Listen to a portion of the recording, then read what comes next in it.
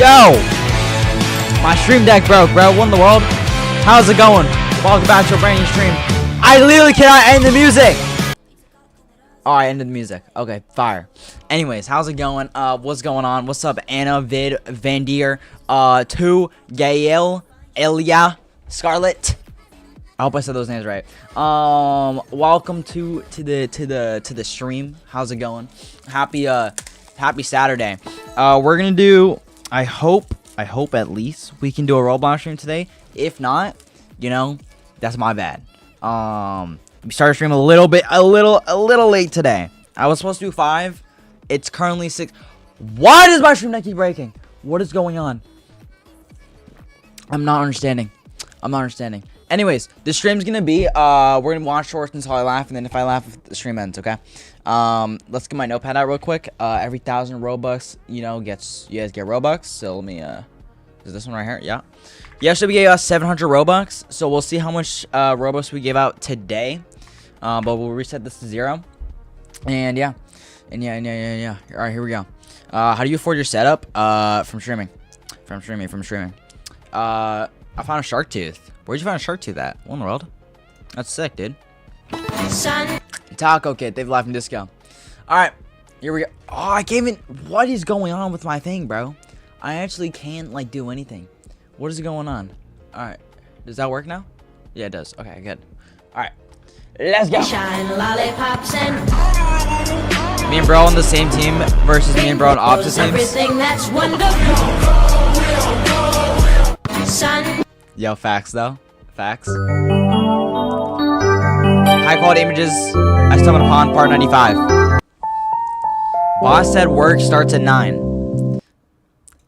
Hold on. How? Okay. I'm just alright. Oh. Interesting. Oh. Is Luigi okay? Oh, are those just bananas in the shower? Roblox! Any last wishes? Bowl of peeled bananas appears in the street again. Why is my grandma using using this as a water bottle? Saving the other half of my drink later. I don't think that's how you do it. But you know what? You do you, bro. If you're about to board a plane and don't want to pay for crappy Wi-Fi, you could download a movie beforehand. But what if you don't know what you'll want to watch? Well, to play it safe, you could try downloading the entire internet. But since the internet has around 200 trillion gigabytes of information, your hard drive would have to be the size of a skyscraper. And since that obviously won't fit in your carry-on, you would have to drag it behind the plane with thousands of steel cables. I could do that. But then the plane would be so heavy, it would need thousands of rocket engines and a launch pad just to get off the ground. I mean, I could probably do that. Yeah, for free Wi-Fi, yeah. I'd do that. Ranking the most relatable parent moments. Okay. Go! Okay. My bunkmate Santiago leaned over the top bunk and said, "Tonight I'm escaping this hellhole." I laughed at him. Yeah, right. But he pulled a block of wood and a sharpened spoon from under his mattress. You gon' see. He carved the wood for 2 hours, and when he rubbed black shoe polish all over it, he waved it in my face, grinning. "Dude, check it. This looks like a real gun." I playfully shoved him. "Dude, ain't no way the guards are falling for that BS." He shrugged. "Can't hurt to try." We heard a CO's keys clinking nearby for the nightly check, and when the CO rolled the door open, Santiago jammed the fake gun under his chin. Both guards threw their hands in the air, and my heart was pounding with adrenaline. Well, that looks way more real than it because if they saw it was a fake gun, they'd shoot him dead. But Santiago spoke with full confidence. "Get in the cell." He kept the barrel of his fake gun pointed at them, and 2 grown men in uniform shook with fear and shuffled into our cage, and Santiago stripped the keys and radio off their belts. He tilted his head at me. "You coming or nah?" For a second, I froze in hesitation, but then I realized I was doing life in prison anyway, so I had nothing to lose. I stepped out of the cell with him and closed it shut. At the guard desk ahead, a CO moved his hand to the alert button, but Santiago pressed the wood to his forehead. "You sure you want to do that, buddy?" The guard was so scared his eyes filled with tears, and he instantly pulled his hand away. Is it crazy to say I'm on the prisoner side? Santiago opened the armory with the stolen keys and lifted 2 shotguns off the rack. He pressed one into my hands and put the wooden pistol in the empty slot where the real ones had been. We skipped towards the exit doors while alarms sounded behind us, like 2 girls in a playground. I got on my knees and wrapped my hands around Santiago's ankles. "Thank you. I'll never forget you." He looked down and grinned. "Just remember, it never hurts to try." My bunkmate Santiago leaned over. Oh. W Prison Escape. Can we create a new color? Well, let's find out. So I saw a color wheel today and thought to myself, are we able to create a new color? Well, the first thing I thought of doing is just thinking of a new color in my head. But after spending hours of trying to imagine a new color, well, it was pretty much impossible to do. Don't try it out. However, I then asked ChatGPT if it could show me a color that no one has ever seen before. Well, I've definitely seen this purple before. Well, it turns out creating a new physical color is pretty much impossible, but we can create one with an optical illusion. Wait, how did they find all 16 million colors? Like, you gotta think about that for a second. They found all 16 million colors. How is that possible? So stare at the white dot in the center of this red circle, and do not move your eyes from this white dot, because I'm about to create a color that you all have never seen before, and you probably think I'm lying, but I'm not. All I want you guys to do is just keep staring at this white dot, because the longer you stare, the better you can see this color. I'm about to show you a color that electronic devices are not capable of producing, meaning it'll be the first time you ever see this color. Trust me, just keep staring, it's totally worth it. But I want you all to close your eyes in 3, 2, 1. The color you're seeing is known as true cyan. Something you've... Whoa! Wait, I actually saw it. Wait, what? Wait, I still see it. It's like, I see like a blue hole, like, wherever I'm looking. Wait, what in the world? Never seen before. Can we Am I just like... Do y'all see that too? Yo, I'm tripping or something, bro. I see a permanent blue dot in the center of my vision. Like anywhere I look, I see the blue dot. It's like updating like 1 frame per second. The most feared man on my cell block was barely 5 feet tall, and I waited until the day before I got out to finally take him down. The one rule nobody wrote down was do not touch Bartholomew. He was tiny, but 2 of the biggest men in the building followed him everywhere, and that was all it took. My first week, he knocked my food tray out of my hands in front of everyone, and nobody moved. I was only in there because I took the blame for my sister, and I finally had a shot at getting out early. 1 fight, 1 slip, and that shot was gone. So every time he shoved me or tore up my bunk, I let him. Then an old-timer who had boxed for 20 years pulled me aside and offered to teach me. He got us both on the kitchen crew, so we had the mornings alone before the block woke up. Every day before the ovens were hot, he showed me how to drop a bigger man fast. The hardest part was walking past Bartholomew every day, strong enough now to end it, and letting him think nothing had changed. On my I'll be Reddit, the day before I walked out free, I knocked his tray out of I like your avatar, thank you. His hands in front of everyone. His 2 giants started toward me, so I dropped Bartholomew to the floor and told them they were next. Both of them froze, turned, and ran. The 2 scariest men on the block were cowards, and nobody had ever called their bluff. I walked out the next morning a free man. My sister never found out what it cost me, and I would do it again. The most... Aura. Bro, imagine if your little brother owned Roblox. Part 3. Owned Roblox? The first thing he does, he gives himself 1 billion Robux. Probably. Then he buys every expensive hat. Now, he thinks he's cool. He joins a game, walking around like he's the main character, but nobody cares. Bro, he's angry. He pulls out the ban hammer and bans a random player. Suddenly, everybody is like, wow, you look so cool. Oh my God. Then one day, he's playing an obby. He jumps and falls on the first stage. Now, instead of just rage quitting, he bans the whole game. Bro, you can't be doing this. But immediately, he looks at you and yells, I'm telling Mom. 1 second later, Mom appears, holding the belt, ready to beat you. But you're not scared. You just smile and say, no. Then I'm telling Grandma. Then Grandma walks in, looking like the final boss. So like this video, so little brother never owns Roblox. Bro, imagine... I hope not. Don't play Roblox tomorrow. We're doing a blackout for a good update. I thought the blackout was yesterday. Wasn't the blackout yesterday? It landed near the soldiers, who were already injured and trapped in place by the gunfire above. But just then, their team's dog ran over and grabbed it with its mouth. Then he carried it towards the enemy lines. Just moments before it exploded. All 7 soldiers were saved, and the dog was given a medal to honor his sacrifice. The grenade landed. Yo, bro, W dog. W dog.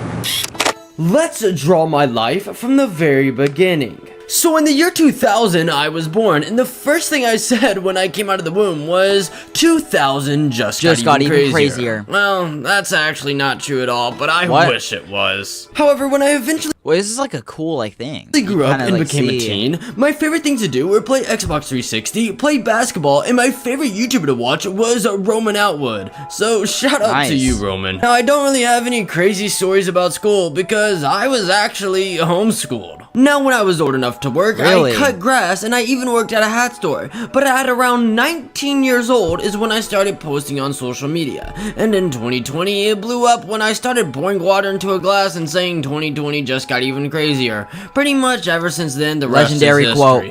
Let's draw. Legendary quote. Oh, yeah.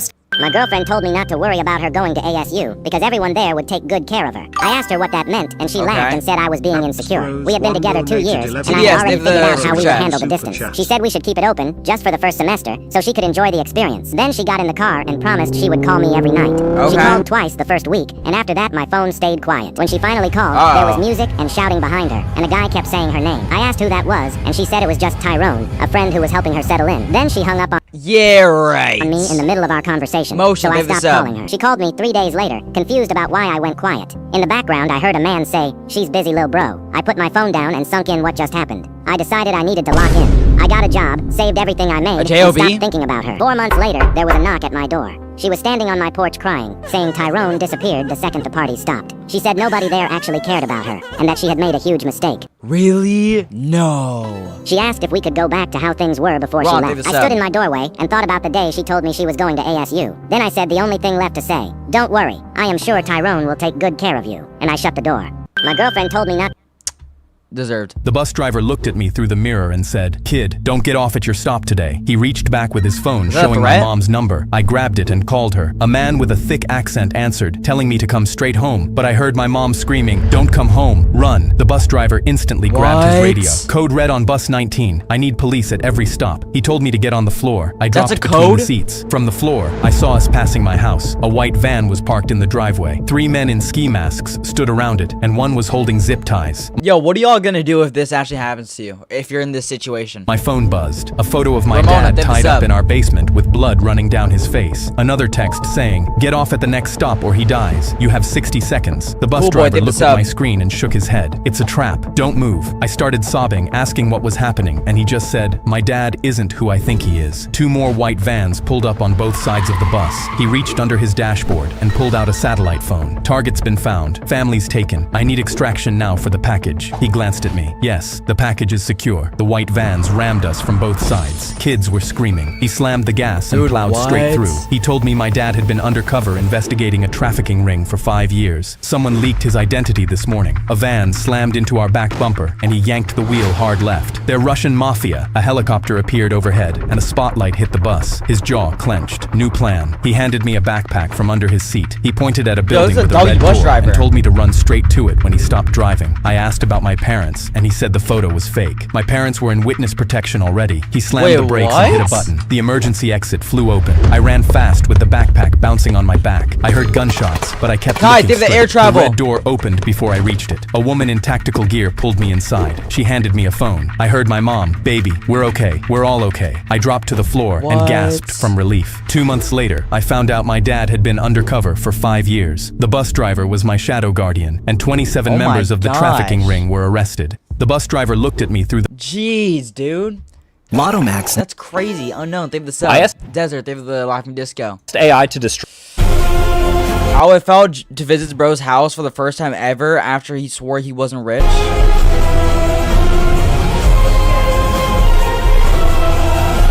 Angela, they have the sub.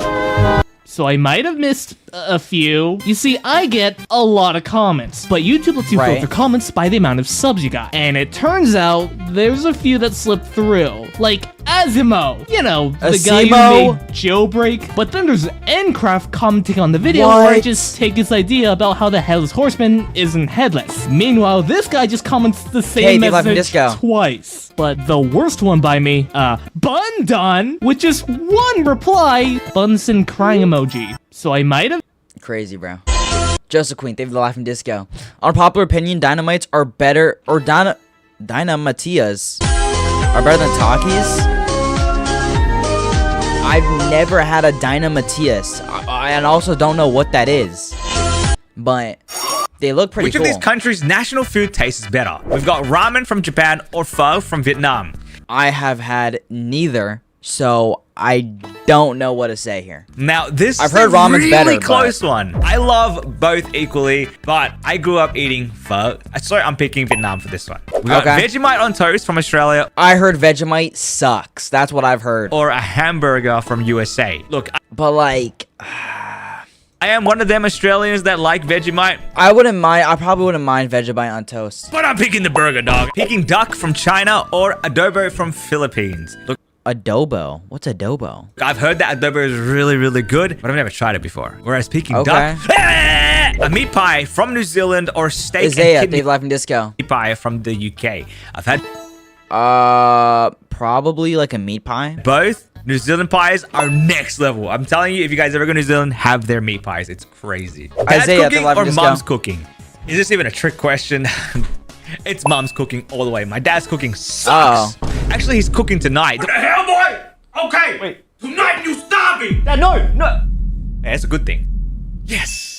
Which of these I was just rizzing up this girl on our first date when this random guy with a goofy haircut pulled up to the restaurant and threw a warm pie directly into my face. He was laughing and yelled, "It's just a prank for you two, bro." But then for some reason, my date also started laughing. I was confused until I realized they were both in on it together. But I stayed calm. I stood up and told them I needed to use the bathroom, but instead I actually walked straight to the kitchen in the back. I asked for the head chef, and I told him that the dude with the goofy haircut just paid for everyone's meal in the entire restaurant. The chef smiled. Samuel, give the $10. Thank you, man. And announced to everyone that a famous YouTuber was giving out free money. Every customer immediately ordered the most expensive items on the menu, while that actual moron panicked and literally peed his pants, while I calmly just walk out, like what? Away. I was just rizzing up this. Just walk out the restaurant if that happens to you. Even if you— My older brother dared me to walk across the cafeteria and ask out the prettiest girl in school. His friends were dying laughing because they knew I'd had a crush on her since 6th grade. Yeah, he's got that. And didn't believe I had the guts to do it. So I stood up, their phones came out, and my brother stopped laughing. "Wait, you're actually doing this?" I didn't answer. I just started walking, but the second I turned around, I yanked my backpack onto my shoulder too Who's that behind him? Fast, and the strap swung forward and smacked a kid's tray. Spaghetti went flying straight up and landed on top of my head. The kid screamed. Half the cafeteria turned to look. I held up both hands to apologize and walked straight backwards into a girl holding a Capri Sun. The pouch popped all over the front of my shirt. I was now soaked in fruit Is this guy's just so unlucky. Punch with spaghetti in my hair, and every person in the cafeteria was watching me. My brother was laughing so hard he couldn't breathe. I tried to walk faster, and my foot caught on someone's leg, and I went down sideways into a chair. The chair tipped over with me. I jumped back up and started Just leave the school at that point, bro. Just leave. Or walking the last 10 feet to her table before I realized the chair was still hooked through my belt loop and I was dragging it behind me across the floor. The whole cafeteria went silent. The only sound was the chair legs scraping the tile. I stopped at her table dripping fruit punch with spaghetti still on my head and a chair stuck to my pants. I opened my mouth to say something, but nothing came out. She looked at me for a second, then grabbed a napkin off her tray, pulled a pen out of her bag, and wrote something. She folded it and slid it across the table. I picked it up with both hands, shaking. I like funny guys. Call me. Her number was underneath in blue pen. I looked up. Woo! Yo! He did it! He was smiling at me like I was the only kid in the room. The cafeteria erupted. My brother's face went from laughing to gut punched in about 2 seconds. I walked back across the cafeteria, still dragging the chair, still covered in fruit punch and spaghetti, smiling for the first time all year. My older brother dared me to walk. Yo, I thought he genuinely sold for a second, bro. W Riz, bro. When I W Riz. opened my son's TikTok live, he was chugging a pitcher of red Kool-Aid in front of a brick wall. Oh yeah, what the hell? What was Rowan doing? I could see the comments piling up on the side of the screen. Guys, this morning, Coach Morgan swore on his life that if you drink enough Kool-Aid, you can smash through walls like the Kool-Aid Man. Today, we find out if he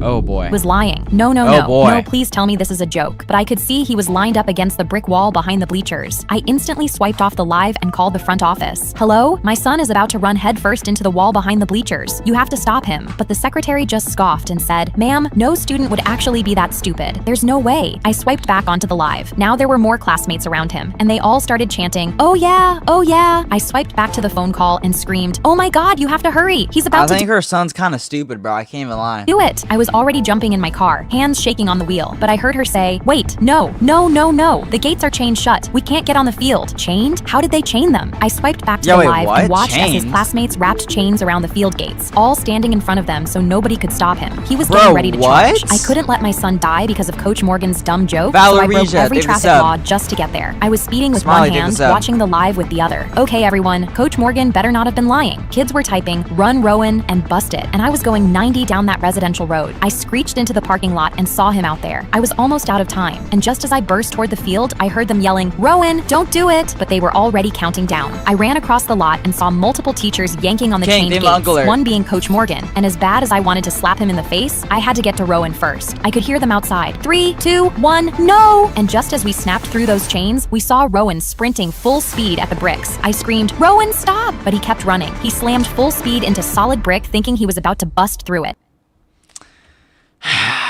Everyone screamed, cried, and he crumpled to the ground. I looked over at Coach Morgan. Who would have guessed, You told him he could run through a wall? He tried to make up an excuse. How was I supposed to know he'd actually try it? I was just messing around. And in that moment, I couldn't hold back. As they loaded him into the ambulance, I slammed Coach Morgan headfirst into that same brick wall. When I opened my Park C Gaming, they live in disco. Also, I feel like the punishment should be more considering. Wait, did her son die or what? Stop! But he kept.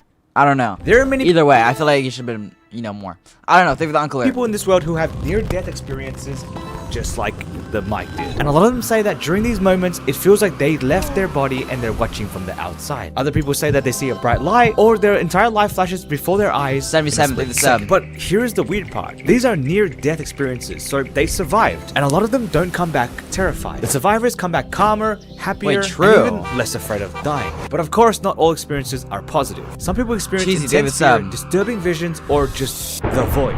Just darkness. Now, with all that in mind, what's actually happening? Well, scientists think during these moments, your brain is under extreme stress. And of course it is. You're literally almost dying. So different parts of the brain activate all at once, creating a very realistic hallucination. We don't truly know what happens when you... And that's the scariest part. Oh my god, I'm having a crisis.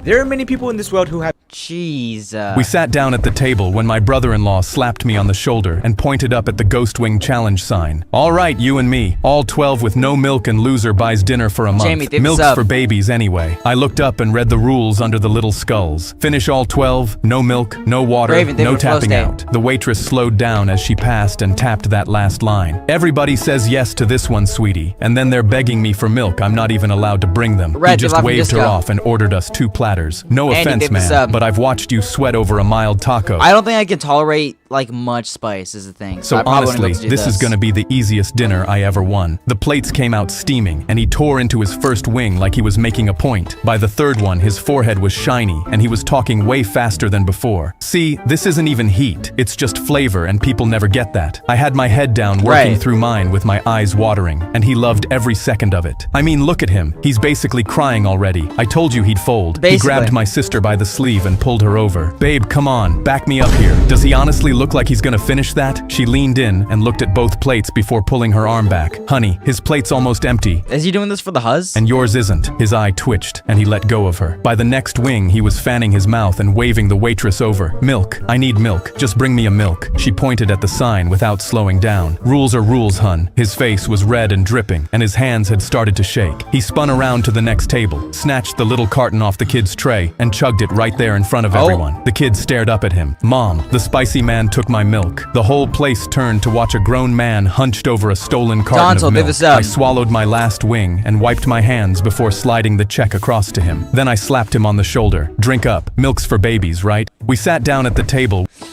Crazy. A 20-year-old crazy armed, quiet kid with a weapon stormed into the school with deadly intentions. Students immediately started screaming and running for safety as he fired several shots into the ceiling. At that exact moment, the school principal happened to step out of his office and found himself face to face with the gunman. Armed with nothing but an ordinary pen, he stood his ground. Hands up! Stay out of my way if you want to live, the kid shouted. But the principal refused to back down. Instead, he slowly began walking toward him. The gunman fired once, but missed. The principal knew that if he let the shooter keep going, the police might not arrive in time, and he couldn't live with that. So he kept moving closer, calmly talking to him and trying to distract him. It worked. The moment he got close enough, the principal charged at the kid as fast as he could, tackling him to the ground and holding him there until police officers arrived. He was shot in the leg and had to be rushed to the hospital. Fortunately, he survived and became the hero who saved his entire school.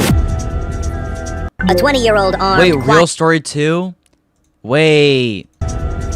Nice, bro. W principal, bro. Guys, I'm actually making a new Roblox game. Like recently, I've been working on this game called... Wait, what? What just happened? Whoa. Wait, is this the Batman's lab or something? Yeah, this is in fact my lab, kiddo. Whoa. This is so cool. Wait, why is there this big red button? Oh yeah, don't press that button because... Yo, is this a rant? Because that'll do something really bad. But I really want to press it, bro. Actually, you know what? If you want to die, go ahead, press the button. I guess I'll leave it for now. Anyways, how did you even find this place? Oh, hello, Batman. Missing your greatest villain of all time. What is going on? You've done this like 50 times already. Wait, I'm not here to attack you. What? Because he is. Cool kid. End Batman. Wait, who are you? Maybe I'll tell you in the afterlife someday. Hey kid, press the button. But you said that we'll die if we do that. Press it, you idiot. We're going to die anyway. Hey kid, stop! What happened? Is this the afterlife or something? Oh, wait, I just realized that this video was made to announce the fact that I'm making a new Roblox game called Destroy, in which you can destroy things with guns, and most importantly, this red button that I'm giving away to only the top 10 people on the leaderboard after it launches. Guys, I'm actually making... Oh, cool. If you saw off a cow's horn, you'll see a hollow space that runs all the way into the skull, where it splits into several sinus chambers. And because the horn is now open, bacteria can enter, infecting those chambers and filling them with waste. So a vent why would you open it? will drill a hole directly into the skull and flush large amounts of fluid through it, washing out the bacteria and waste inside. Wouldn't that hurt the cow? Or bull, or... I feel like that would kind of hurt it, bro. I don't know about that. Threw a snowball at my face, shouting, "That's just the beginning." So I immediately tried to catch him, but I slipped and passed out. I woke up in the middle of a forest, and when I looked right, there was the same kid with a group in ski masks. He just smiled and said, "We've been waiting for you." They threw raw meat at me. I had no idea why until I turned around and saw a bear. I started running, praying to survive, when suddenly I spotted a passing car. I knew it was my only chance, so I threw myself onto the ice, sliding straight to the car and grabbing onto the bumper. A few hours later, I was finally back home. But then the kid appeared. I was about to destroy him, but he just apologized and handed me a McDonald's milkshake. So I went home and started drinking until I threw up everywhere. It was rotten fish mixed with raw egg. He was standing in my window laughing. This guy's always like 2 steps ahead of him. I couldn't take it anymore. So the next day when I saw him, I acted like nothing happened and offered to take him sledding. I tied the sled to my car and started riding. So I hit the gas to send him flying. But what I didn't know was that the night before he had loosened all my wheels. So they fell off and I drove straight into a ditch. He just pulled out his phone recording and yelled, "I told you, that was just the beginning." My neighbor's son threw a snowball at my face. Straight to the orphanage. Straight to the I was orphanage, 7 man. when my mom put a wooden staff in my hands and told me to start practicing how to fight with it. She had me breaking glass bottles in our backyard with a blindfold, forcing me to hear where the clinking came from, and made me carry dinner plates on my staff so my balance would be perfect. I didn't understand why she chose this over anything else, but by 19 the staff felt like part of my arm. But then one slap battles. Morning, I woke up and couldn't see at all. The doctors said I had genetic blindness, and there was nothing they could do. I came home and walked straight into the door, but when I gripped my walking cane for the first time, my years of staff training made it feel natural. Then one day, Mom tapped my shoulder and said, "I'm going to get my leather wallet from upstairs." I froze, because leather wallet was what she used to say when she meant drop everything and use your staff right now. She hadn't said that in years. I gripped my cane and let my training kick in, and that's when I heard breathing across the room that wasn't my mom's. I heard a floorboard creak from the same spot, and the faint sound of leather gloves pressing against something metallic, possibly a firearm. I realized there was an intruder in the house. I couldn't see him in front of me, but I may as well have been able to. I listened to the sound of his breathing and found his exact spot, 5 inches to the left of the TV, 1 foot in front of the fireplace. I wrapped my hand around my cane and thought back to all my training. I'd done this 1,000 times. Then in one motion I stood and swung. I heard the intruder gasp, but he wasn't quick enough. My cane hit his stomach and he doubled over. I brought the cane down hard on his head, then heard a thud. My heart pounded as I smelled blood, and when I walked over, I knew by the pace of his breathing, he was unconscious. Mom came running back in and instantly pulled me into her arms. She told me she'd always known about my genetic blindness, and she knew this day would come. That's why she was training me with a staff. She needed me to be able to protect myself in the dark. This bedroom. Sea Life, Dave Laughing Disco. You know that These people perfectly recreated Roblox sounds. And number 3, OGs will instantly recognize this song. Okay. Break-in story, man. And number 2, this sounds exactly like the gravity coil. Lastly, at number 1, this song will take you back. This song? I mean, like... These people... Oh, man. Oh, yeah. I guess so. Unpopular opinion, green grapes are better than purple grapes? I'm gonna have to disagree with that. I think the purple grapes are more juicier. I think they're more juicier. Green grapes are like sour. They're sour. Yeah, they're sour. I don't know. This Roblox player doesn't exist. In fact, there's hundreds of millions of Roblox players that don't actually exist. And I'm not talking about people who simply got themselves banned or deactivated their accounts, because even though it might look like those accounts disappeared, there's almost always some trace of their existence somewhere. So if they didn't get banned, how did hundreds of millions of players seemingly vanish without a trace? You see, every Roblox account has a number called a user ID, and with every new account that gets created, the user ID numbers increase. Romeo, for example, my user ID is a little over 22 million, but I joined Roblox nearly 15 years ago. Nowadays, Roblox has billions of accounts, which led to a few incidents where user IDs just completely glitched out. It all started in late 2020, when user IDs were getting so big that they'd be going above the 32-bit integer limit, which could have potentially caused issues for certain games and for Roblox itself. So the Roblox staff announced that they'd boost the numbers to go past this limit instead of waiting for it to happen over the holidays. This led to 132 million user IDs being skipped, and even though this was intentional, something strange would happen in May of 2024 when this guy joined Roblox with a user ID of 5.8 billion, and suddenly the very next account had an ID of exactly 6 billion, skipping 130 million user IDs for no apparent reason. And it only gets weirder, because 1 month later, this bacon hair joined Roblox with an ID of exactly 7 billion, except the previous account's ID is 6.23 billion, and they joined after the bacon hair. So while most people see this number and assume there's 11 billion accounts on Roblox, you now know that over 1 billion of these players never even existed in the first place. What in the world?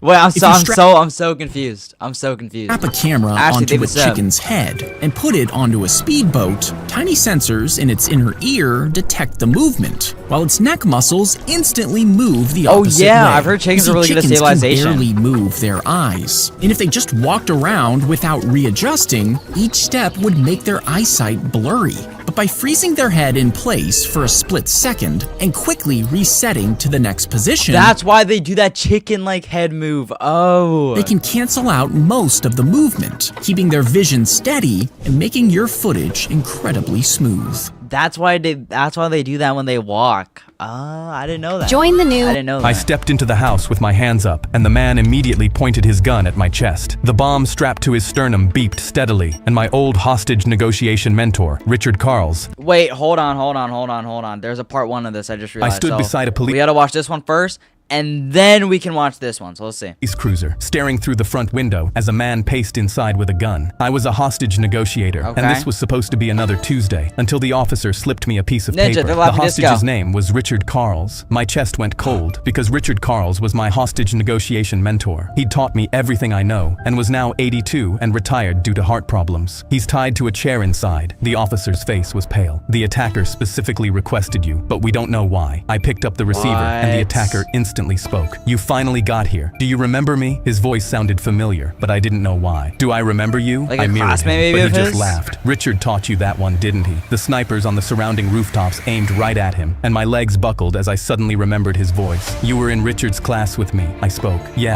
Richard kicked me out 2 months before graduation. It ruined my life, while you got the job I always dreamed of. He looked at me through the window and gripped his phone tight, but when he saw the snipers, his face sharpened. He disappeared, and within seconds, the front door swung open. He opened his jacket before the officers could rush in, and my eyes widened in shock. His chest was strapped. This bomb is tied to my heartbeat. If your snipers shoot me and my heart stops, this whole house explodes, including Richard Carls. He walked back inside and shut the door, and I instantly picked my receiver up with trembling hands. What do you do in that situation? Asked, what do you want? Because Richard always taught me asking why makes attackers defensive. Ask what instead. But this time, he didn't respond. He dragged Richard to the front window and pressed the gun against his head. I want the man who got picked over me to watch as I put a bullet in the man who picked. My legs almost buckled. You have 2 minutes. You can come in alone and watch me shoot him in front of you, or you can watch me shoot him from a distance. He's dead either way, but the choice is yours. Richard met my eyes through the glass. The left side of his face drooped since his stroke, but he gave me the smallest nod, just like he used to in training. My hands shook, but I gave the phone to the officer, unstrapped my vest, and began walking towards the house. I was about to cross the line they tell you never to cross in hostage negotiation, because the man inside taught me everything I knew about saving people, and this was the only way to save him. I put my hand on the doorknob and twisted. I stood beside a police cruiser, staring through the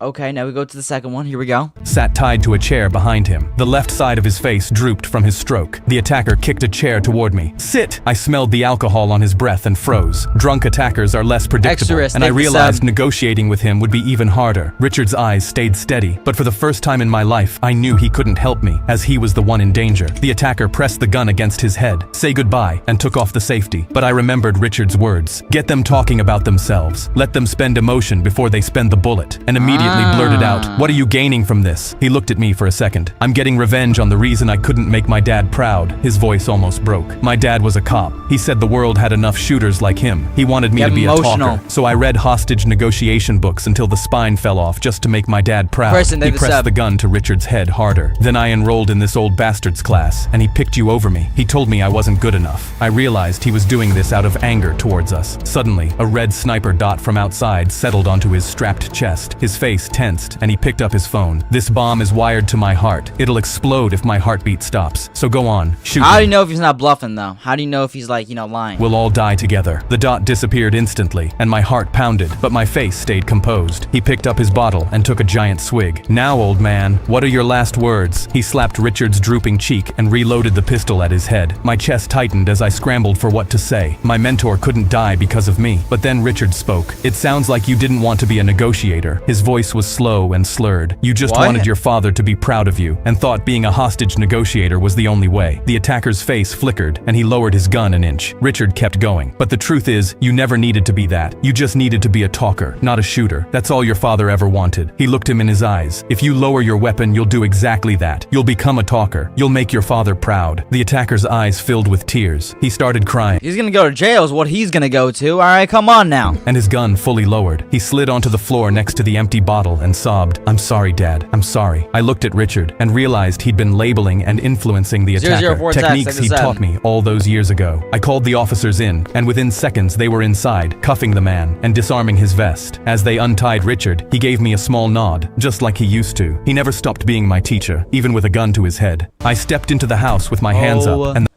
Lee. Slice the cactus leaf off the plant. Slice the cactus leaf off. Oh. I thought it was Active Films. A seagull ripped my sandwich out of my hands mid-bite, and when it landed on the boardwalk, I swear I saw it smiling at me. I clenched my fists because I hadn't eaten all day. I hate seagulls, bro. They always just stealing food, bro. Just to save room for it. I'm telling you. I jabbed a finger at him. You just started a war. The next day, I came back to the same bench with a newly made, fresh, impeccable sandwich. I opened up the foil and took a whiff of my creation. Beautiful. But as soon as I took a bite into the sandwichy goodness, my arch nemesis snatched the whole thing. I jolted up to give him the finger, and he pooped on my coat. I wiped it off with one napkin. Oh, bro, it's on. That night, I stood at my kitchen counter and built the most beautiful sandwich of my life. Turkey stacked high, fresh red tomatoes in the middle, and extra mayo on both slices. I folded one special ingredient into the middle, wrapped it up, and held it to the sky like a soldier raising his knife before war. The next morning, I sat on the same bench, held the sandwich up, and unwrapped the foil slowly. Wow, I cannot wait to eat this beautiful sandwich. It would be such a shame if a flying creature stole it and ate it. 3 seconds later, my enemy took the bait, ripped it from my hand, and flew it straight to his crew on the pier to show off. The second his beak tore the bread open, the whole thing exploded into a cloud of pink glitter. It blasted his face, his wings, and every friend next to him, and the mayo made sure it was glued to every feather. He'd finally stolen the one sandwich I made just for him. His crew started squawking, all extremely angry because he'd gotten glitter on all of them. The biggest one reared back and smacked him clean across the head with a wing. I pulled my real sandwich out of my bag, took a huge bite, and this time I was the one smiling at him. A seagull.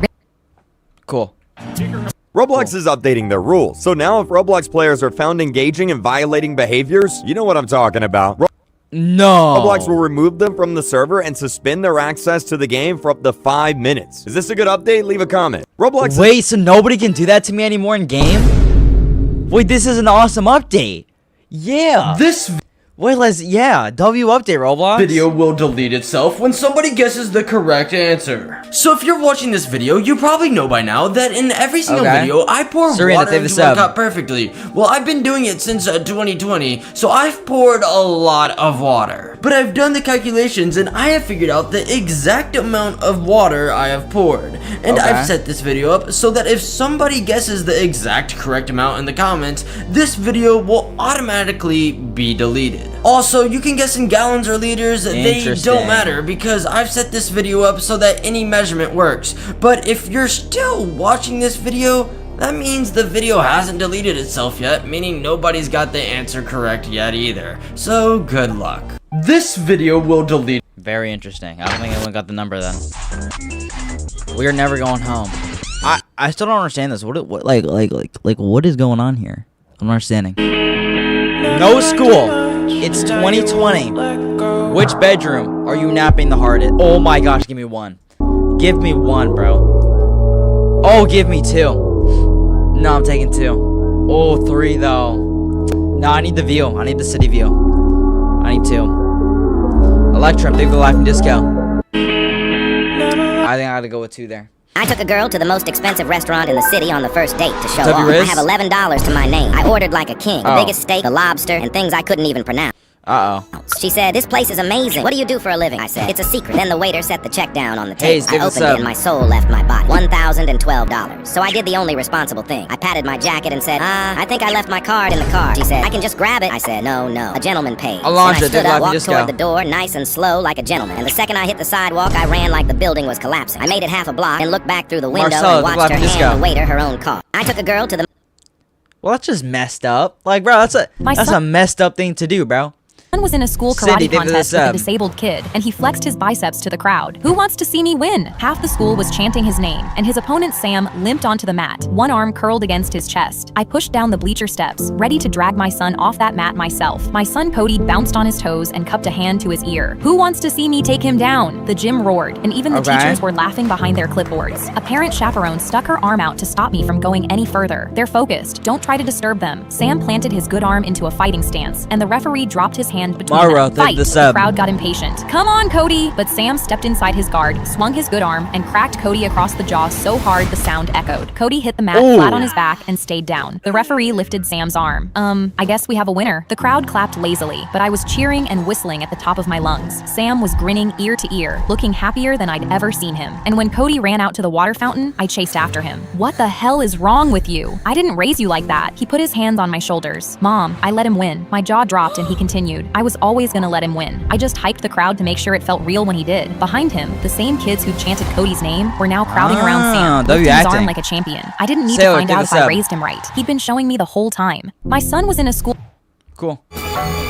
If you were dropped on a completely empty Earth, and only one other person was dropped on the other side, oh no. How long would it take for you to find each other? Well, if you both walked around randomly for 12 hours every day, it would take around 3,000 years to get within half a mile of each other. But if mountains or forests were in the way, you could easily miss each other, meaning you could wander around for another 3,000 years before you had another chance. To increase oh my gosh, dude. your odds, you should leave markers pointing out your direction. And for every day of walking, you should stop and rest for 3 days. This would give you a chance to catch up to each other if you find a marker. This way, you could meet each other after only a few decades. Nice. Nice, man. In this world, everyone is born with an ordinary face, except for one boy named Jack. Jack was so unbelievably handsome that anyone who looked at his face instantly died. Wait, Jack's exactly like me. What in the world? Parents wrapped his head in bandages and hid him from the world. He spent his entire life believing he was a monster. Every doctor refused to help. Every stranger who saw his face never survived. Then that's exactly what happens with me. That's why I don't show my face. Jack met a girl named Alex. She was dying from a rare heart disease, but she was the first person who wasn't afraid of his secret. They fell deeply in love. As Alex's condition got worse, she made one final request. She wanted to see the face of the boy she loved. With tears in his eyes, he slowly removed the bandages. Alex looked at him, smiled, and quietly passed away in his arms. That's when Jack understood. His face had never been waiting for someone who could survive it. It was waiting for someone who loved him enough to look anywhere. In this world, everyone is born. Ah. So you guys, what are y'all saying? Holy cat, bro. Know how everyone gets my name wrong? I'm not talking about my display name or username, but my YouTube name. Strombrew. It's Stormbrew, right? Look closely. It's actually Strombrew. Everybody knows that. People in my comments would fall for this. Until recently, when another YouTuber, Bundun, was 1v1 Electricity. So I decided to pop into a stream to cheer on the winner. But when he read my message... Wait, before you go, I just want to say Stormbrew's in my chat. He said it wrong. We got him. So you guys know how... It is easy to mix up, though. It really is easy to mix up, so you don't know. A masked man stormed into the bank. Everyone dropped to the floor! My heart was pounding so hard I could barely hear the robbers shouting. Then 2 more came in behind him. One of them jumped over the counter while another collected everyone's phones. Then the 3rd robber stopped in front of me. For a second, he just stared. Before I could react, he shoved a duffel bag into my chest. Hold this. What? I said hold it! Instinct took over. The robber nodded once before running toward the vault. I stood there clutching thousands of dollars that didn't belong to me. Every hostage was staring. To them, I looked exactly like the 4th robber. Before I could explain, police sirens echoed outside. Drop the bag! I immediately threw it to the floor. I'm not with them! Nobody believed me. Every witness said the same thing. You were standing with them. You were holding the money. They gave you the bag. Even the security cameras made me look guilty. I was arrested last night. No criminal record, no motive, no explanation, just bad luck. Days later, detectives questioned me again. I repeated the same story. I was just depositing $15. They looked unconvinced until one detective paused the security footage.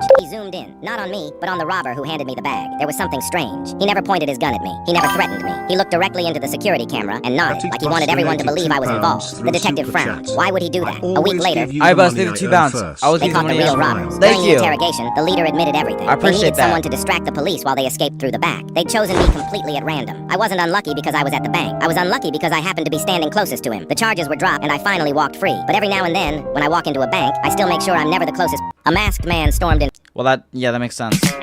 Roblox finally did it. You see, Roblox is adding a setting that lets you control the voice chat volume separately from the game volume. Meaning you can turn down voice chat while leaving the game volume. Oh, wait. That's a W update. You loud. Now this is a good update. Roblox finally. Yeah, that is a W update. Before you had to like mute individual people and it was annoying and stuff like that, but now you don't.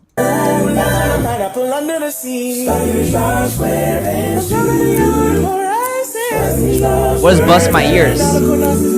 Bro folded under pressure. Oh my gosh, holy airtime. Unk went down. Spider-Man. Hey yo! Interesting.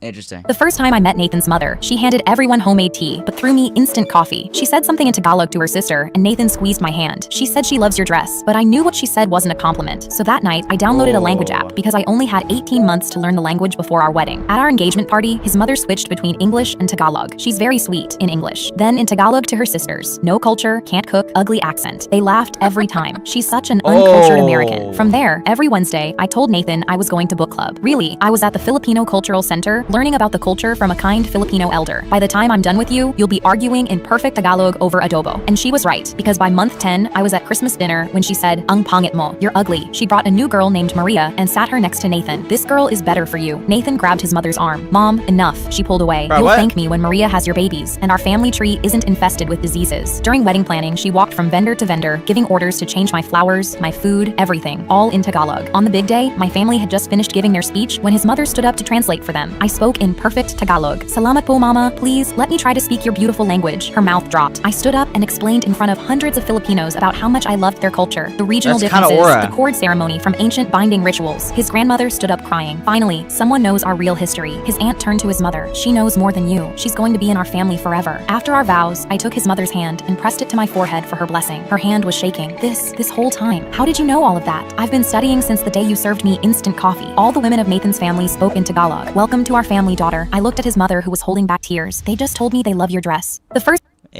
Slice a dozen cuts into a wooden plank, starting 1 foot from the end. But stop just before they go all the way through. Then do the same a foot from the other end. This leaves a thin outer layer still holding everything together. Next, cover the cuts in wood glue and press them against a curved form, bending the wood. The cuts will close in on themselves, forming the two curved angles of a stylish side table.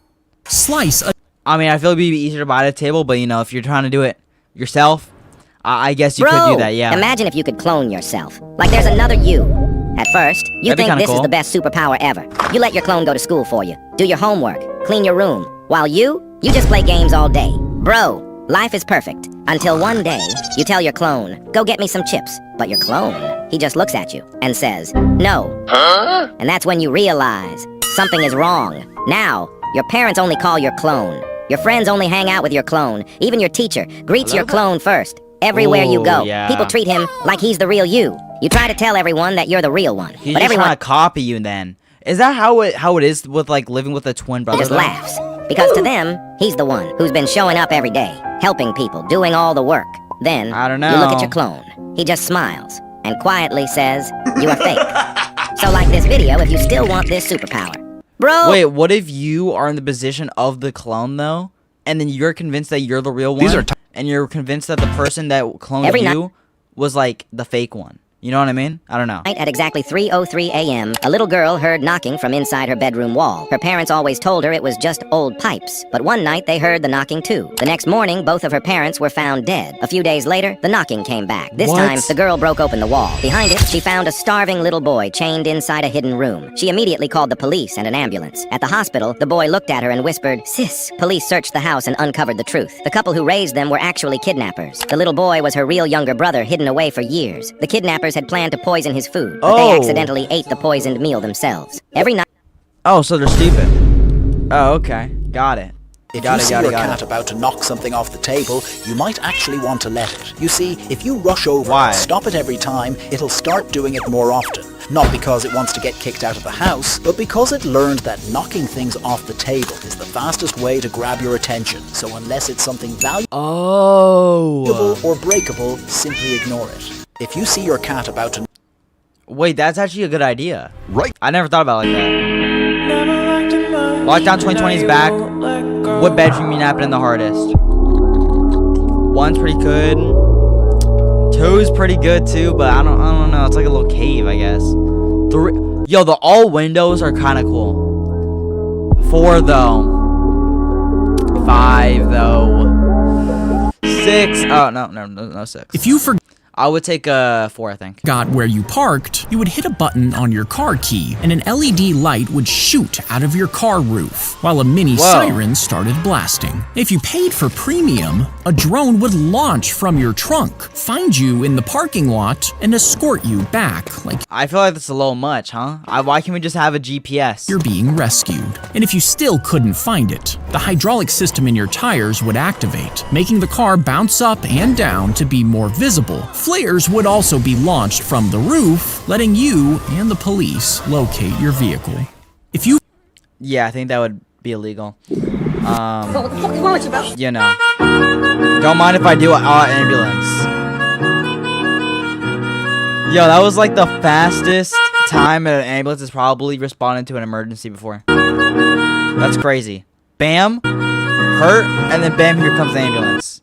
Holy. This is the Tower of 10 Floors challenge, a Roblox game that seems normal at first, but slowly turns into absolute chaos. The first floor of this tower is just simple parkour that basically anyone can do, until you encounter a sign that says, "Let the games begin." And as you enter floor 2, circles suddenly start appearing on your screen, which you have to click on or else you'll take damage. However, you can't just blindly click on every circle, because once you get to floor 3, some of these circles are bombs, but this is nothing compared to floor 4, because not only every floor just adds like a modifier. Do you have to collect 76 coins to access the next floor, but it also introduces Simon Says, forcing you to do things like spin around, press specific keys, move your camera a certain way, or even type stuff into the chat. Once you collect all the coins and climb up to floor 5, a sign warns you about something called the jump bar, where this bar appears in the corner and the only way to keep it filled is by constantly jumping. However, this floor is much quicker than the previous one, and you'll soon find yourself at floor 6, which starts off with a simple puzzle inside a safe zone, and doesn't actually add any new minigames. Floor 7 this seems hard. This seems really hard, actually. On the other hand, is kind of insane, because not only is it another coin floor, but it adds this new minigame that I don't think I even need to explain.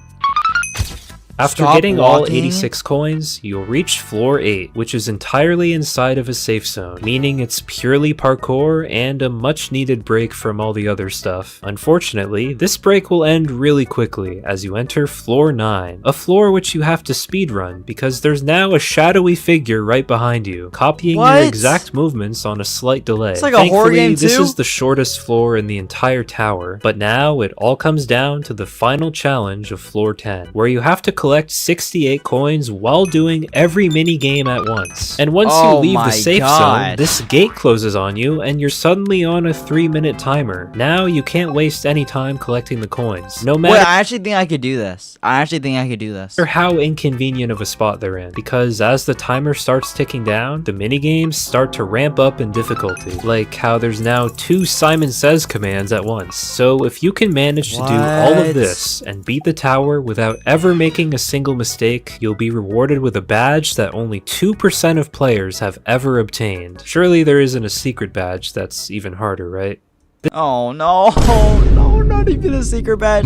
I don't want to do a secret badge, but I kind of want to try that. Stormed into the kitchen and slapped my cereal bowl so hard milk splashed all over me, screaming, "Stop stealing our food, you little thief." I stared in shock as she said, "From now on, you buy your own groceries or you don't eat." I wiped the milk off my face and promised her she'd never have to worry about me again. Then I drove to the grocery store and scanned every item at checkout with the same employee discount I'd been using to fill our fridge for the last 2 years. I kept the receipt, wrote my name on every single item, and told my parents good luck doing their own shopping. My mom laughed. What, like it's hard? On their first grocery run, my parents tossed Perrier, truffle oil, and Tide Pods into the cart without checking a single price tag. But when they saw the $400 total, their smiles dropped. "This store is robbing us," Dad yelled when we got home. But the old receipts in my drawer had the same exact prices. By the end of the month, they spent $2,500 on groceries. Then Thanksgiving came, and my parents covered the table with a $40 frozen turkey, a $30 fruit tray, and bottles of Perrier at every seat. Soon guests started started pouring in, and they took their seats at the dinner table. When my aunt marveled at all the food, Mom proudly listed off every price and bragged about how much money she saved. My aunt spit out her drink. "You paid $40 for a turkey?" My uncle said, "You know whole watermelons are $5, right?" Then the whole table started talking over each other about coupons and sales my parents didn't know existed. My mom started crying. "How were we supposed to know? Nobody told us." My aunt looked confused. "Why didn't you just ask your son? He saved me hundreds of dollars." My uncle nodded. "He's the one who told me about Senior Discount Tuesdays." My mom wiped her eyes and said, "He never once offered to help us." I instantly pulled out my phone and showed the whole table over $15,000 in grocery receipts, all paid for with my money and employee discount. Everyone stared at my parents in disgust, and one by one, the whole family grabbed their things and left. My dad waited until the last car pulled out of the driveway before he said, "Just go back to doing the shopping." "Sure, but groceries aren't free. That'll be $200. Mom's face went red. "You're our son. You don't get to charge us." I put my hands behind my head and leaned back, smiling. I thought I was a thief. Wouldn't want to make you accomplices. Mom stormed into the... Valid, though. I think that's valid. Roblox versus Minecraft 2026? What in the world? Is that Jandal? Did the bacon hair just score a goal? Yo, what? Is that a villager?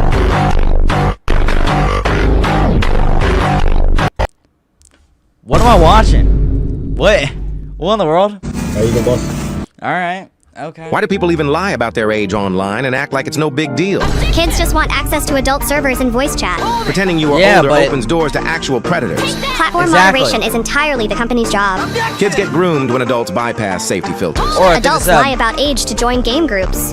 An adult faking their age? That's even worse. You can just block weird users and report them. Blocking won't stop them from moving to social media. Parents need to monitor what kids are doing. Filters exist. Stop faking your birthdays for clout. Age verification systems are literally useless. A broken system doesn't mean you can ignore internet safety. Most players lie just to bypass chat filters. Unfiltered chats lead directly to online predators. You cannot blame regular kids for what predators do. Normalizing this makes protecting children impossible. Then teach young kids They're internet kind of good at Tower of Hell. Safety instead. Internet safety doesn't matter if kids lie about their age. What if people lie online strictly for privacy reasons? Privacy is different from accessing restricted games. True. Then I guess you're right. Kids need to stop doing this. Why do people... Yeah. What? Yeah. Rachel, the flow state. Bro's playing for the next race. Wait, first book, a classic book set.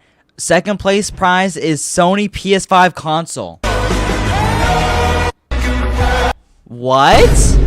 That better be fake. Slide that actually better be fake. Cards into this gap one at a time until no more cards fit. Now count how many cards are in the gap. 6. And divide that number by 2. Slide half the stack to one side and the other half to the other so the gap on both sides is exactly the same. Okay. Next, press the door up toward the top of the frame and do the same thing for the bottom gap.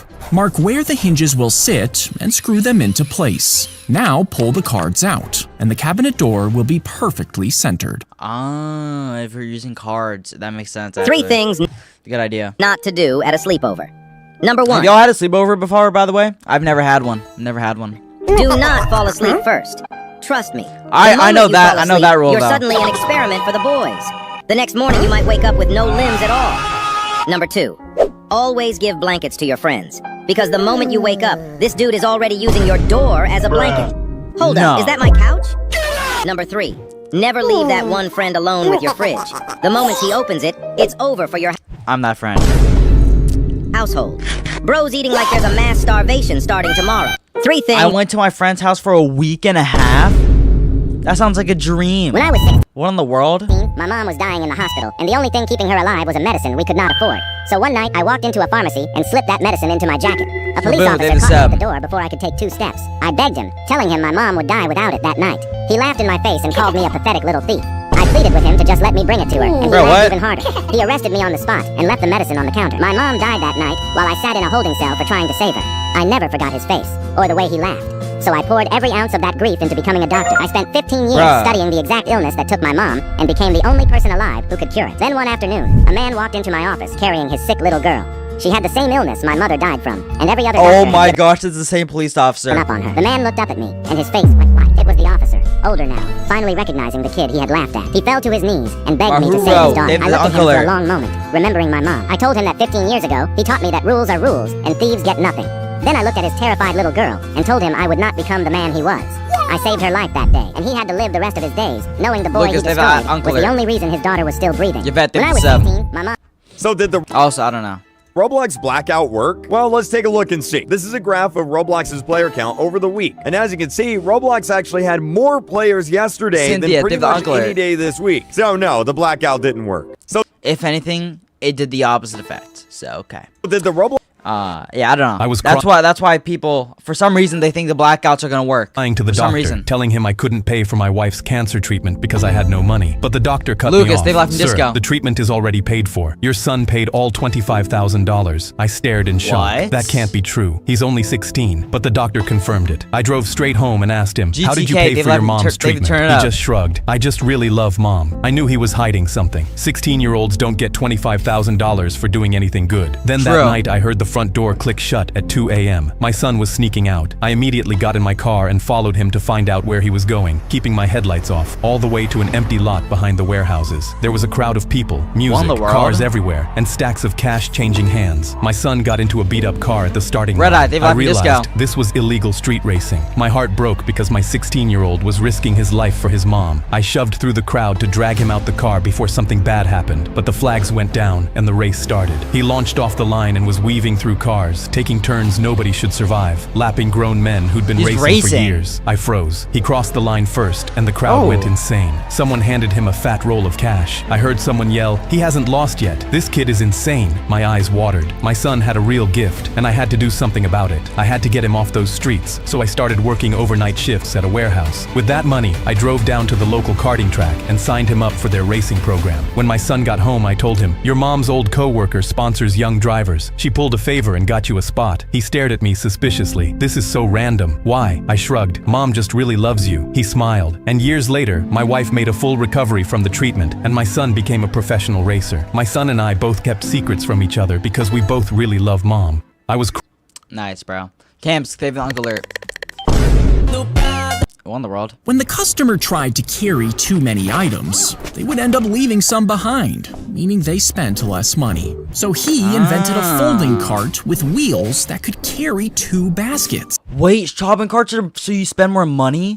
But men thought they would look too weak pushing it around, while women were reminded of baby strollers, meaning hardly anyone used them. So he hired actors to walk around the store with the carts. Once the real customers saw this, they started to use them too, which allowed them to carry more items and made them spend more. Soon, other stores wanted his invention, leading to the modern shopping cart. That's how the shopping cart was made? Wait, that's actually genius. People even sleep. It's literally just a waste of time. Bro, exactly what I'm saying, bro. Think about it. You're unconscious for like 8 hours every day. Isn't that scary? Objection! People need sleep to survive. What are you on? I'm on drugs. I mean, I pull an all-nighter just fine. Take that! You literally walk like a zombie. Sorry, no. I can't do this. Why do people even sleep? What are we doing? We haven't uploaded an objection video in so long. Nobody argues about whether humans need sleep. I feel like if we didn't have to sleep, like, we could be like successful millionaires, you know what I mean? Who cares? It's an objection video. They're gonna love it. I'll continue only if you come up with a better idea. Okay, fine. I think I got a better idea.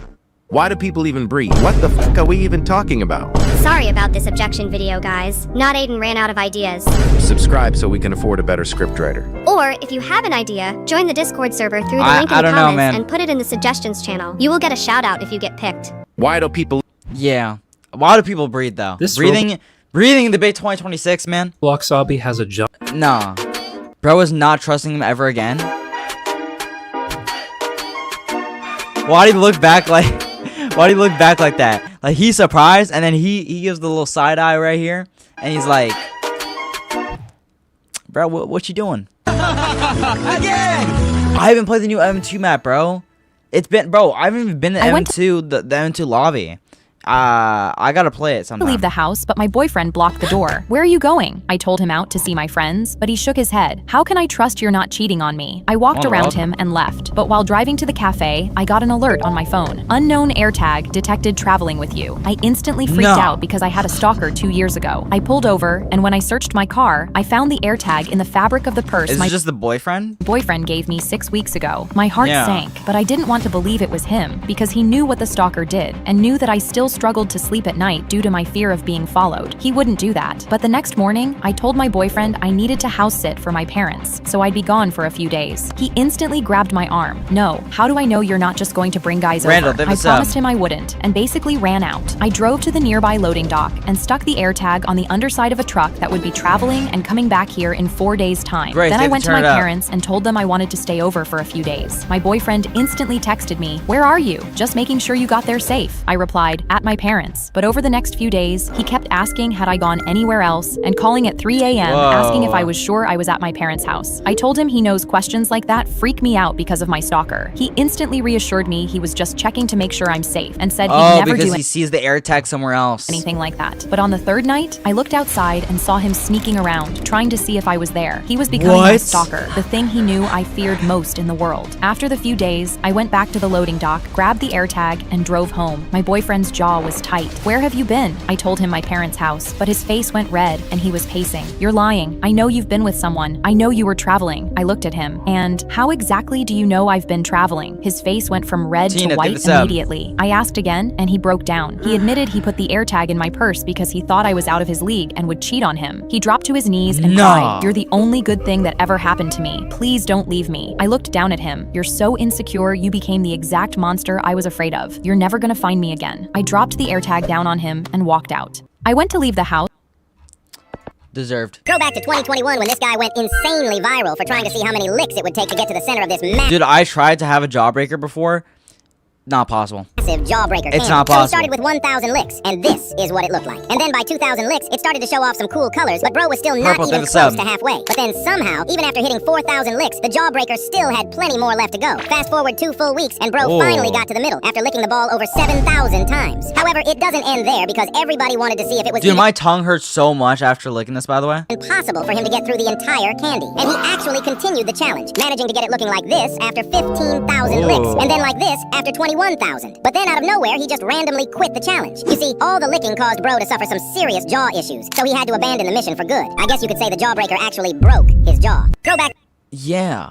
It actually does. It actually does, bro. My real dad, so stop pretending to be, my stepdaughter said while I helped with her science project. Her mom nodded. We would be fine if you left. Okay, message received. I will leave. That night, I took the truck, a duffel bag, and a cardboard box from the back of my closet to finally leave the people that took me for granted. I'd been the one walking the dog at 6 a.m., packing Kaylee's lunch every day since 4th grade, showing up to every soccer game her real dad said he'd come to, and didn't. I knew it was only a matter of time until they realized how much they needed me. In the first week, my wife left me 16 voicemails. Kaylee left 0. On week 2, her mom called crying because they didn't know how to feed the dog, and he hadn't eaten in 2 days. But there was still no apology, so I put the phone down and carried on living my life without them. And 1 month in, everything came to a head when my wife sent me a screenshot. It was a conversation between Kaylee and her biological father. She asked, "Do you want to talk? I miss you." He responded, "Who is this? I don't have the number saved." My wife texted, "Can you comfort Kaylee, please?" But when I read her text, I just rolled my eyes because it was my birthday and neither of them cared enough to wish me a happy birthday. They were crazy, bro. Yeah, they don't deserve still not appreciating me. I decided I was done with being part of their family. I put the cardboard box on the kitchen table and started trashing everything to do with Kaylee. First tooth, and I was just about to throw out the birthday card she made me when there was a knock on the door. Kaylee was standing there holding a cupcake on a paper plate. "I know it's your birthday, and I didn't want you to be alone today." Before I could say anything, she looked past me into the apartment and saw me throwing out all our memories. She started crying. "You were going to throw it all out." I just felt numb. "You told me to stop pretending to be your dad." She held out the cupcake. I was wrong. I still didn't want to be part of her life again. But then she said it again. "Dad, I was wrong." I put the card back in the box. Then I stepped aside and let her in. "You're not my real dad, so..." Oh. What happened with the mom? I don't even know. Elliot, did the sub. This is Tower of Heaven. Asher did the sub. Games that never forget. Have you ever wondered why... Okay. Okay. The beetle is impaled on the thorn before its head is torn off by the bird, which rips it apart to eat it. Now, if it's a poisonous bug, the bird will leave it out for a few days, and as it slowly dries up... Wait, some bugs are poisonous? The poison inside breaks down until the bird can eat it safely. During colder seasons, it might even save up an entire collection on the bush, while it keeps an eye out from nearby, ready to defend its territory from other birds so it can survive the long winter. The beetle is in... Debbie, they have the sub. My new girlfriend's dad started violently choking on his spaghetti right in the middle of our fancy dinner. You see, for some strange reason, my girlfriend thought it was a good idea to invite her father on our date, and I spent the entire dinner trying my best to impress him. So when he started choking, I rushed over to him and immediately started doing the Heimlich maneuver. He was turning red fast until he finally spit out the meatball he was choking on, which flew right onto some random dude's face. He started gasping for air while the entire restaurant cheered for me like I was a hero. I felt amazing. Surely now he'd be impressed by me literally saving his life, but he just stared at me with pure hatred. I was faking it to get out of paying the bill, you idiot. And then our waitress walked up to our table and how was he supposed to know that? Said, "Glad to see you're okay, sir. Your meal will be $5,000. My new girlfriend's dad Ooh. Espresso. Hey, Dad, you gonna... That's crazy. A little kid threw a hammer straight through my window, shouting, "You can't catch me, old man!" I immediately jumped out of bed, put on my shoes, and started chasing him. He looked back at me laughing and just sprinted away like a rocket. I knew I couldn't reach him, so I stole a bike from outside the store. I was right behind him when he suddenly ran into a house and slammed the door. So I kicked the door open and instantly regretted it. His father was standing there in full police uniform. He didn't say a word and arrested me. He took me straight to a cell, but I wasn't alone. There were other men who got arrested for the same kid. But then the kid threw his hammer at a car parked outside. And out of nowhere, his father walked out of the dealership with the keys to his brand new car. He handcuffed his own son right there on the street. Minutes later, the cell door opened. We all looked up. It was the exact kid who had put us all here. We all knew what happened next. A little kid threw a hammer straight through my... To be. I'm David, they have the Laughing Disco. I tried 5 levels of paper airplanes. Starting with level 1, an airplane I made from memory, and I thought I did a good job of making this without instructions, and it looked ready to fly, but unfortunately it didn't go anywhere. For level 2, I put together the world record paper airplane and followed an entire YouTube tutorial and ended up with this. I was excited to see this go far, and while it went further than level 1, it was definitely a bit disappointing. For level I don't even know how to make a paper airplane, bro. I feel that's kind of embarrassing. I found a foam airplane, which apparently goes pretty far. I started with the small foam one first, and it did this, which was a little bit underwhelming. And so afterwards, I tried a larger foam airplane, and it did this, which was nothing crazy. For level 4, it was a plane with a launcher attachment, so I can basically nerf it as far as possible. I was excited to throw this one, and when I did, it definitely went straight, but didn't go too far. Which meant that it was time for the big dog, level 5, which was this perfectly crafted one, and when I threw it, this is what happened. Oh! Well, that's awesome. Oh, yeah. Oh, my gosh. I have to admit, it was remote powered, but still went pretty far. Pretty cool. I tried... can you even call that paper at this point, though? It's more, robot. How many metal, you know? How many hours can you drive before your body gives up? At 1 hour, you're fresh. Your grip is tight, your music is blasting, and your reaction time is razor sharp. But at 8 hours, your back start to ache. The coffee quits working and your eyes turn to sandpaper. At 17 hours is where it starts getting dangerous. Your brain runs as slow as a drunk driver's and your reaction time gets cut in half. After 24 hours, microsleep starts kicking in. Your brain shuts off for 3 Dude, if you're getting microsleeps while driving, you gotta pull over, bro. 3 to 5 seconds and you steer 4,000 pounds of steel blind. But it's not like 72 hours. At this point, our mind collapses and your brain forces a hard reboot while the world goes dark. How many hours can you... Yeah. Probably don't drive for that long, man.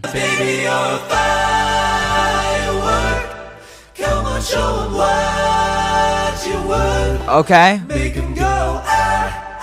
I can't even tell what's going on in these videos, man. What is, like... What is that car?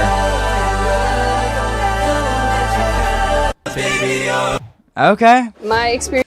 Cruise Pete, Dave On my first day in prison, I saw my bunkmate shaving her legs with a piece of cardboard. I had no money in my commissary, so I pulled out a thread from the uniform and walked towards her. "I'll thread all the hairs on your body in exchange for ramen and a Snickers." She handed it over before I finished talking. "Girl, you're like really good. Wait till everybody hear about this. Just don't let the COs catch you with it." Right after I was done, a woman with the driest face I'd ever seen showed up at my cell. "You know how to do makeup? I'll give you spicy Doritos and canned octopus." She excitedly jumped in front of me, and I rubbed cherry lip balm across a magazine screen page till the ink bled into the wax, then painted her lips and cheeks. She giggled. So what you locked up for? Being too good at makeup or something? I smiled sadly. I'm not supposed to be here. She just shrugged because that's what everyone in prison says. When I was done, she looked in the mirror and smiled. Girl, that's perfect. Robux time, by the way. Hold on. Let me quickly. 100 Robux, and to give away the end of the stream, next sub goal, guys, is 600 or 824,000. 824,000 is the next sub goal, and we'll give 200 Robux at the end of the stream. Stepped out of my cell to look for the next customer, but I was faced with an officer holding his baton. Dr. He glanced Control, down the hall and lowered his voice. My wife's visiting Sunday. Can you make me look, presentable? I did his brows for $10 cash, and after that, the guards stopped pretending to care. They paid to skip the line and smuggled me real makeup tools from the outside so I could get even better at beauty. When I finally saved enough money to bail myself out of prison, I counted it out and posted it myself. Now, I thread brows at a real salon instead of a prison cell. On my first day. Awesome. Easy, Obby, but I can't touch the color yellow. Oh, okay. This doesn't count because it's a different shade of yellow. No, that looks pretty yellow to me, This doesn't man. count because it just doesn't. Oh, the checkpoints don't count. Oh, this one doesn't right. count because it's piss. What? Okay. Yeah. I mean, This one doesn't guess. count because I don't like it. All right. Okay. Yeah. Yeah. You do. This one doesn't count because I was lagging. This doesn't count because I'm walking on different colors. Mike, they let him cook. This doesn't count because I'm walking on black also. All right. This doesn't count because I had a concussion. True. Yeah. Yeah. Just keep going, bro. Yeah. You. This challenge is so easy. There is no yellow because it's good. Easy, Obby, but I can't. Yeah, I don't think he touched any yellow. That's crazy. How he might be him, bro. He might be actually him. Mobo, thank the sub. And screamed at me for walking on the sidewalk in front of her house. Her car was parked across the whole thing, so I stepped around it. She came out and shouted, "Get off my property!" I said, "Ma'am, this is a sidewalk." She said, "It's in front of my house. That makes it mine." I said, "By that logic, the sun's in front of your house too. Should we all stop using it?" Then I pointed at the trash bag on the curb. "That's in front of your house too. Yours?" She snapped, "That's not mine." I said, "Funny. It's the only thing out here that suits you." She got louder. "Do you know who I am?" I said, "Yeah. You're the reason this street has a group chat." She pointed at her car. "That car costs more than your whole life." I said, "Is that where all your retirement money went, ma'am?" She screamed, "I'm calling the cops!" Then her neighbor opened his door and yelled, "Karen, they already came twice this month." A woman screamed at me for walking on the... Crazy. Are you having a nice walk? That's, touching grass. What?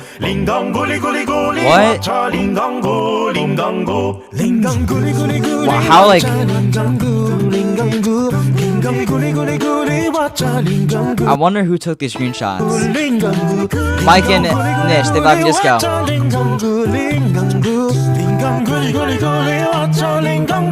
Chud or Chad, I want to team with you.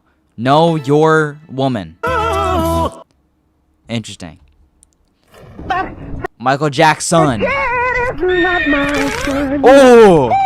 He did a little flame. Oh! I'm very angry! Oh! Verity, people have at a disco. This guy's actually Michael Jackson. Where it's are him. you going? Oh my gosh. Woo!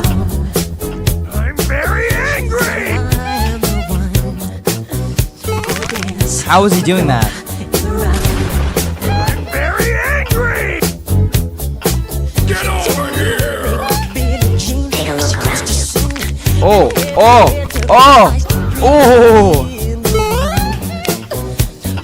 Where are you going? Take a look around you.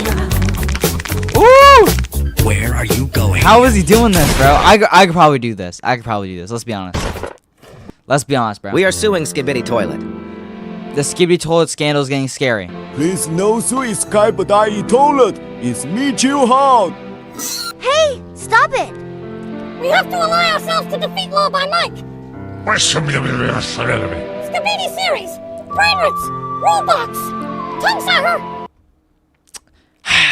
Epstein, 67 guy. It's time to end with this dude. Cool with me? Right. Yeah. Okay. See my dark side. I think that says you do not want to see my dark side, but you know. Skibidi Tulati being sued. We Enrique don't let this happen. I think some of these are like satire. Like I feel like some of these are kind of like fake, but for part 2. I love how he says His 3 likes for part 2. He has 1 like and 3 replies. History by Enrique4435. Banna, thank you for the live and disco. We must start protest against law by toilet. Law by toilet. No, don't sue Skibidi Toilet. It needs child. Can draw it with my 3rd leg. What?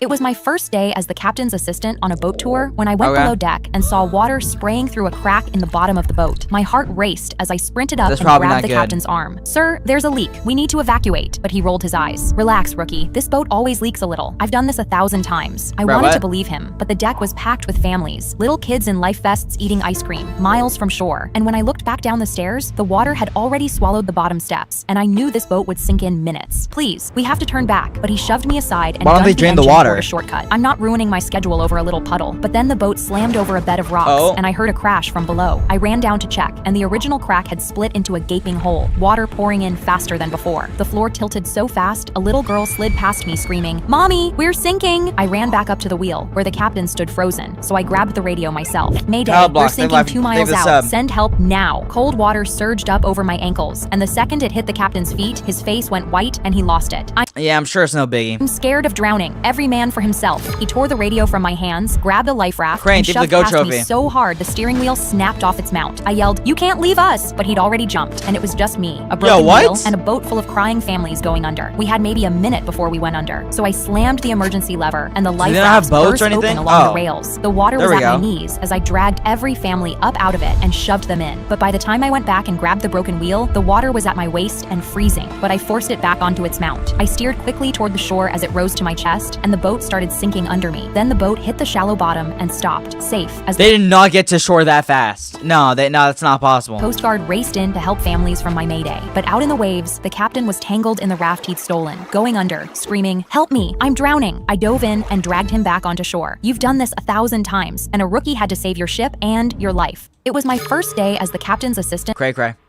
Read it, they have the GOAT trophy, man. Guy next to me needs a chill pill. It's not that crazy, bro. Why is he screaming like that?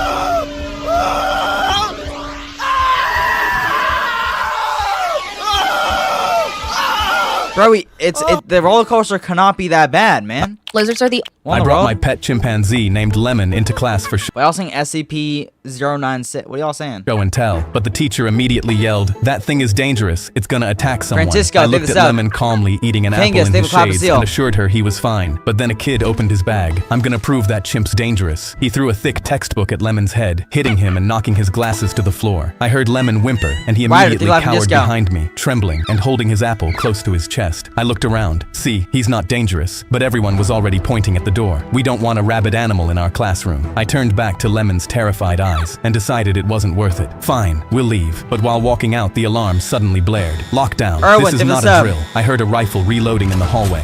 A rifle? It's a monkey, bro. And my blood ran cold. Everyone instantly panicked and scrambled under their desks, making noise as they did. Red eyes, Lemon clung to my chest, shaking, and we ran to hide. But then the door handle began rattling. A bullet rifled through and hit the window inches from our teacher's head. God! Someone screamed, "We're gonna die," as the lock began splintering. I lay there, thinking this was it. But then Lemon jumped off my chest. Kimberly, but he was already running to the door. The lock broke and burst open, and the shooter stepped in, his finger on the trigger. But Lemon was already in the air. His eyes widened in horror as he saw a chimpanzee in a chain flying at him, and he raised his gun, but Lemon's fist was already at his forehead. It connected so hard I heard a crack, and he fell and dropped the gun. Lemon immediately began mauling him while he screamed for help, but I only called him off after someone kicked the gun away. He jumped into my arms while the shooter laid there in agony without a face, and the whole class was now hailing Lemon as the school legend. I could bring him when I wanted to. I brought my pet chimp.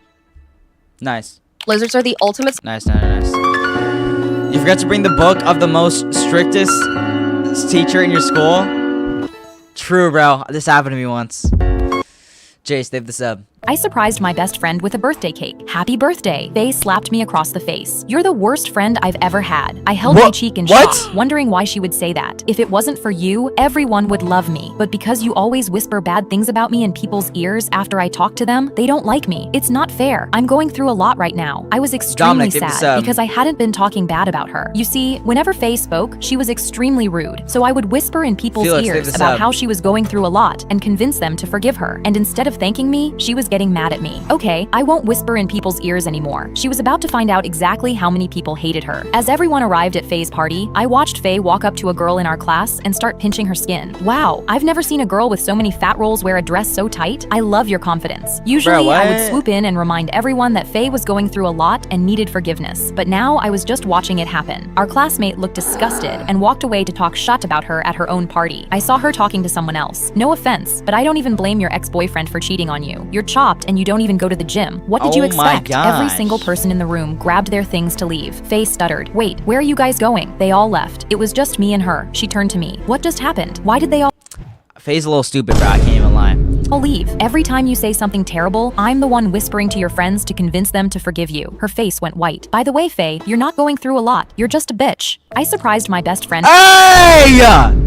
Yo, that's it. Okay, that's the first time they swore. Okay, we're gonna just ignore that. They didn't say anything. They didn't say anything. They didn't say anything. They didn't. No. Y'all didn't hear that. 10-year-old girl scored higher than every other student on the national entrance exam. She didn't pass. Every other student in her testing room did. Their parents had paid. Hers couldn't. She went to the examiner's office and asked him to check the scores again. He leaned back in his chair, smiled, and said, "Better luck next life." She walked home and didn't speak for 3 days. Her mother found her rewriting the entire exam from memory at the kitchen table, not to study. To prove she had every answer right, no school in the district would take her. She enrolled in a night program across town and rode 2 buses in the dark each way. She graduated first in a class that didn't want her. By 36, she was appointed Minister of Education. She dissolved the National Exam Board, banned private testing fees, and made every score in the country audited and anonymous. Then she created a new certification review. Every examiner in the system had to requalify under the new standard. The letters went out. One landed on the desk of an older man who hadn't taken a test in decades. He failed. He appealed. Denied. He filed a hardship request, and it climbed the chain for months until it reached the minister's office. She opened the file and stopped. Same name, same district, same man. She sat with it for a long time. Then she picked up a pen and wrote one word across the front of his appeal. Denied. She sealed the envelope. Then she opened it again, pulled the letter out, and added a line at the bottom. Better luck next life. A 14-year-old girl scored high.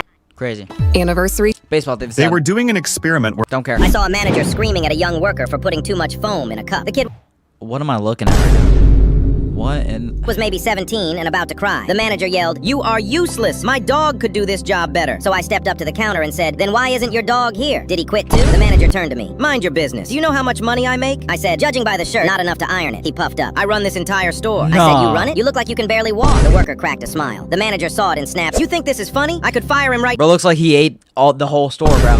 I can't even lie. Now, I said, "You could, and then you'd be the guy making the foam. With those hands, rough day for the customers." He pointed at the door. "Get out of my store." I said, "Your store? The sign says the owner is Bella, and you look like a balloon about to burst after taking half the oxygen in this city." He looked down at his stomach. I said, "Congrats, by the way. Now you look pregnant too." Then a little kid looked up and said, "My mom's name is Bella. That's her store. You're fired." I saw a manager Crazy. This pizza company tried everything to save this guy. Okay. 30. When his name— Come so on, dads bro. spend their entire life working hard up. every single day. No breaks, no complaints, just so their kids can have an easy life. And then their kid grows up and actually starts living that easy life. And dad gets angry. "Why are you just sitting there? Do something. Work harder." "Bro, you did this. You worked so I wouldn't have to struggle. This is literally what you wanted." But he still gets mad every single time. Yeah, but okay, let's say you're like 18, 20, and you're still doing living in your parents' house or whatever, or like living without a job. My friend walks in and says, I feel like it's a little crazy. Why? Because he's worrying his grandson will have a hard life. That actually made sense. Then I looked at my friend. Is Shakespeare really dead?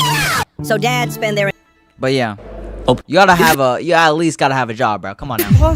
I'm a chud, I'm a chud, I'm a fat little chud. Play all day until the sun comes up. It's Man! No, wait, that's not his real name. This is edited. It's not Man, it's like John or something.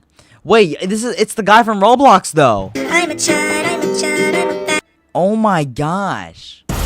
Hank, they've climbed A the ceiling. librarian told a homeless girl she had to leave because the other kids had complained about the smell. The girl was holding 2 Mayra, books she had to finish. The librarian took them out of her hands and said, "This is a place for people who belong here." She was 12. She didn't argue. She walked outside and sat on the front steps. She could still see the shelves through the glass. She read the spines from the outside and memorized the titles she couldn't touch. Every day she came back. Every day she sat on the same step. Rain or heat, she was there. The librarian never let her in. Not once. She read anything she could find. Thrown out paperbacks, newspapers from trash cans, menus, instruction manuals. She didn't care what it was. Words were words. Okay. By 16, she was writing her own. She filled notebooks she stole from drugstores. She wrote on napkins when the notebooks ran out. She sent her first manuscript out 14 times before someone read past the first page. By 30, she had 3 bestsellers. Her name was on the window of every bookstore in the country. Her first novel was dedicated to the steps outside the building where I wasn't welcome. A reporter once asked her what that meant. She changed the subject. When the library invited her to host a signing, she said yes immediately. They prepared a table inside, a podium, flowers, a chair with her name on it. She showed up, walked past all of it, and set up a folding table on the front steps. When the librarian came outside to ask her to move in, she looked at her and said quietly, "This is a place for people who belong." A librarian told a homeless girl she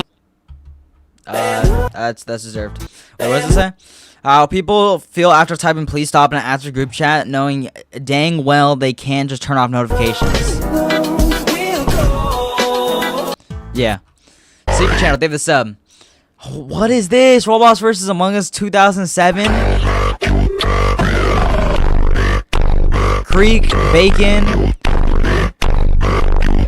Scores. Lego Man, they have the uncle alert. Why is the Roblox reporter there? David Bazooki? What in the world? I asked my son if he wanted breakfast, and he replied, I don't know, then proceeded to type into ChatGPT, "Should I have breakfast right now?" It replied, "Yes, if you're hungry." And he typed in, "How do I tell if I'm hungry?" I stared in disbelief. Say what now? XX As Ethan read aloud, if there's a rumbling feeling in your stomach and your mouth is salivating, you are hungry. He put his phone in his pocket and said, "I'd like breakfast." I was frustrated and told him he needs to stop using AI and think for himself, but he typed something into it, then replied, "But it says, why would I do that when I can have it do all the thinking?"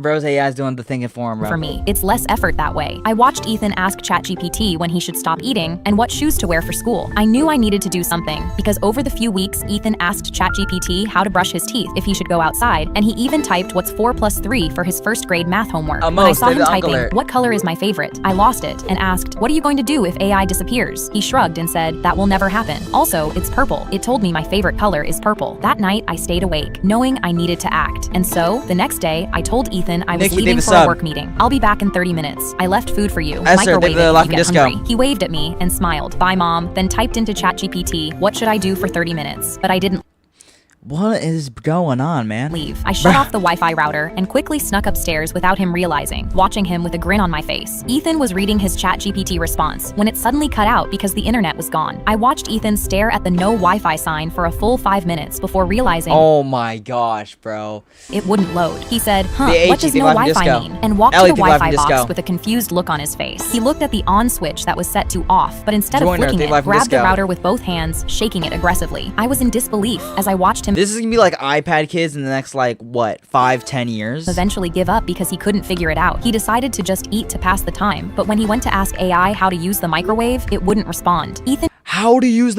I feel like the microwave is like the most self-explanatory thing ever, bro. Began crying as he realized his AI didn't work. He ate the food cold, and I put my hands over my head in shock this was actually happening. When he went to play his PlayStation, he couldn't turn it on, and when he asked AI how to turn it on and it didn't work, he completely crashed out. It's literally one button! Cried and screamed, pounding his fists on the floor. Rudy, he asked AI how to call his mom, but it couldn't tell him, and he cried even harder. That's when I finally came downstairs. Take this kid's phone away, bro. I asked why he's crying, but he wouldn't even look at me, and through tears said, "The world is broken, Mommy." He gave me his ChatGPT with no Wi-Fi on it, and I told him, "Watch how it's done." I flicked the Wi-Fi switch, and suddenly his AI worked again. He stared in amazement. "How did you do that, Mommy?" I smiled and showed him the Wi-Fi switch, and that's when I finally lied to him. I told him he had accidentally turned the Wi-Fi off himself. His face dropped in horror, and he asked how. I replied, "It doesn't matter how. What matters is now you know why it's important to know how to do things yourself. You never know when AI won't be there to help you." He nodded his head, and the next morning when I think she just failed raising him properly.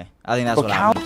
I came home from school on my birthday. Ronaldo, David the Life from Disco. And found my little sister lying dead on the kitchen floor. A pool of red was spreading out from under her, and she was not moving at all. I dropped my backpack and ran to her, screaming her name. I shook her shoulder, but her eyes stayed shut and her body stayed limp. I saw the back door hanging wide open, like someone had been inside our house. A floorboard creaked in the living room, and a tall shadow slid across the wall. I grabbed my phone with shaking hands and called 911. I told them my sister was hurt and a man was still inside, and they told me to stay on the line. I tried to lift her up, and my hand slipped in the red puddle, but the red did not smell like blood. It smelled sweet. That was when I noticed a single balloon tied to the chair right above her head. I looked at my sister again, and the corner of her mouth was Pennywise? Fighting a smile. Then every light in the house flit on at once. My whole family and all my friends jumped out from behind the furniture, screaming surprise. My sister sat straight up off the floor, covered in fake blood, laughing. Oh. It's a birthday party. So hard she could not breathe. A giant banner over the table said "Happy Birthday" in huge letters. Everyone was crying, laughing, while my heart was still pounding out of my chest. I started laughing too, until I remembered the one thing nobody else had heard. My 911 call was still connected, sitting face up on the counter. And right as everyone yelled surprise, red and blue lights started flashing through our front window. I came home. That's a real surprise right there. Amanda, David Life from Disco, I don't understand her name, but David Life from Disco. I saw my stepmom doing something on my laptop, but when I tried to look closer, she immediately closed it so I couldn't see. When I went through my laptop that night, I saw $2,000 missing from my college savings account. I immediately told my dad, but he just waved his hand and said my stepmom would never do that. I knew I needed to do something, so I set up a camera behind the bookshelf and angled it towards my laptop. A few hours later, I watched the footage and saw my stepmom use my laptop to log into my college account and transfer $400 into her own account. Amanda, I showed my dad, and his mouth dropped, and he apologized for not believing me. We made a plan. The next day, he said bye to my stepmom and left for work like usual. But when she left for work as well, he immediately circled back to the house. We logged into her personal account and instantly transferred back every cent she'd stolen from me, plus interest. She came home from work that evening, and me and dad hid behind the doorway when we saw her go to my laptop. She opened my college account, and that's when me and dad stepped out. She immediately logged into her own account to pretend that's what she was looking at. But then she saw the number in her balance showing 0. Her face went pale, but when we started laughing, she instantly pointed her finger and accused us of stealing from her. I shrugged, maybe we did, and she went red, threatening police immediately. That's when I took out my phone and showed her the footage of her transferring my money. My dad told her, "You either accept what happened and get out of the house, or we're the ones going to the police." Her eyes teared up, and she started scrolling her phone looking for Airbnbs she couldn't afford. I looked at my college fund, now higher than before, and laughed because my stepmom had just been outsmarted by the teenager she'd tried to fool. I saw my Nice. Bro, I'm so dizzy. Roblox, $52. Will you ever do an IRL stream? I think I might do one at the end of the month. So like, what's the end of the month? About like a week from now. My head's spinning. If y'all want an IRL stream. Bro, I'm tired. I need some fresh air. Okay. Oh, here. Fresh air. Wanna see a fish swim? Okay. Dog. Wanna see a catfish? Okay. Hi. Bro, I'm so dizzy. I felt cat really fished. Catfished.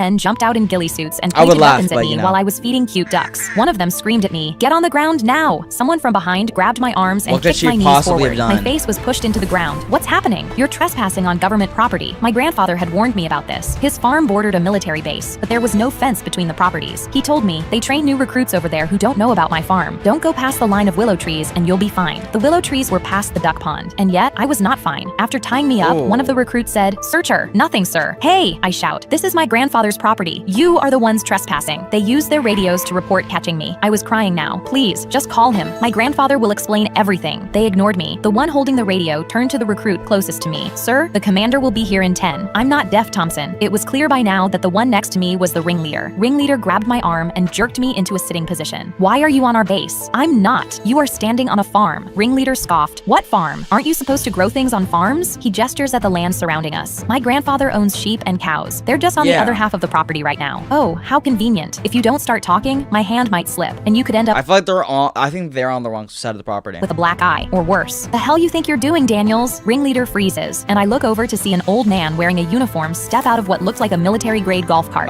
Ringleader points to me. "Commander, this is the trespasser in question, sir." The commander turns to them. "Do you know where you 3 knuckleheads are?" Ringleader answered, "We were following our map for a training exercise." "Were you reading it upside down, maggot? You're standing on this man's property." My grandfather and I now spend our days drinking tea and watching the recruits work his farm for him as punishment, completely for free. 3 men jumped out in ghillie suits and pointed weapons at me while I was eating cute duck. Did it not? Anything with the letter C tastes good. Cookies, cake. Is that a Chevrolet? Chocolate bar. What's something with celery? Celery does not taste good. On my first night working the 24-hour laundromat alone, the manager gave me 3 rules about the dryers. 1. Fold and shelve any clothes left behind by closing time. 2. Never, ever put your own clothes in any of the machines. 3. Why not? If a dryer is tumbling at 3 a.m. that you did not start, leave it running and do not look inside. Just leave. He did not say why. He just said the last person on nights got rule 3 wrong. The place was empty and bright, just the hum of the machines and the dark street outside. For a few hours, I folded the clothes people had left behind and stacked them on the shelf. At exactly 3 a.m., a dryer in the back row started tumbling on its own. I had not loaded it, and no one had walked through the door all night. Just leave, bro, run! And through the round glass door, I saw what was inside. It was not clothes. It was a person, curled up, slowly turning with the drum. Why would you stay? Eyes open and watching me. Alia, I remembered rule 3, took my hand off the dial, and stepped back. Then the dryer beside it started, and another, all the way down the row. Every glass door had a person curled inside, turning slowly, all of them staring out at me. One by one, they pressed their palms to the glass and mouthed the same 2 words, "Let me out." The door handle started to rattle. Buddy, let me out is 3 words. I don't know if you know that, but yeah. From the inside, but the rule said leave them running. So I kept my hands in my pockets and did not open a single one. I finally understood what the machines were and why no one was ever supposed to look.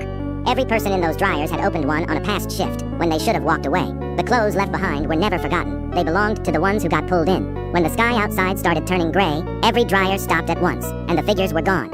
I let out a breath and grabbed for my jacket to finally go home. But my jacket was not on my chair anymore. It was tumbling in a dryer that had just clicked on by itself.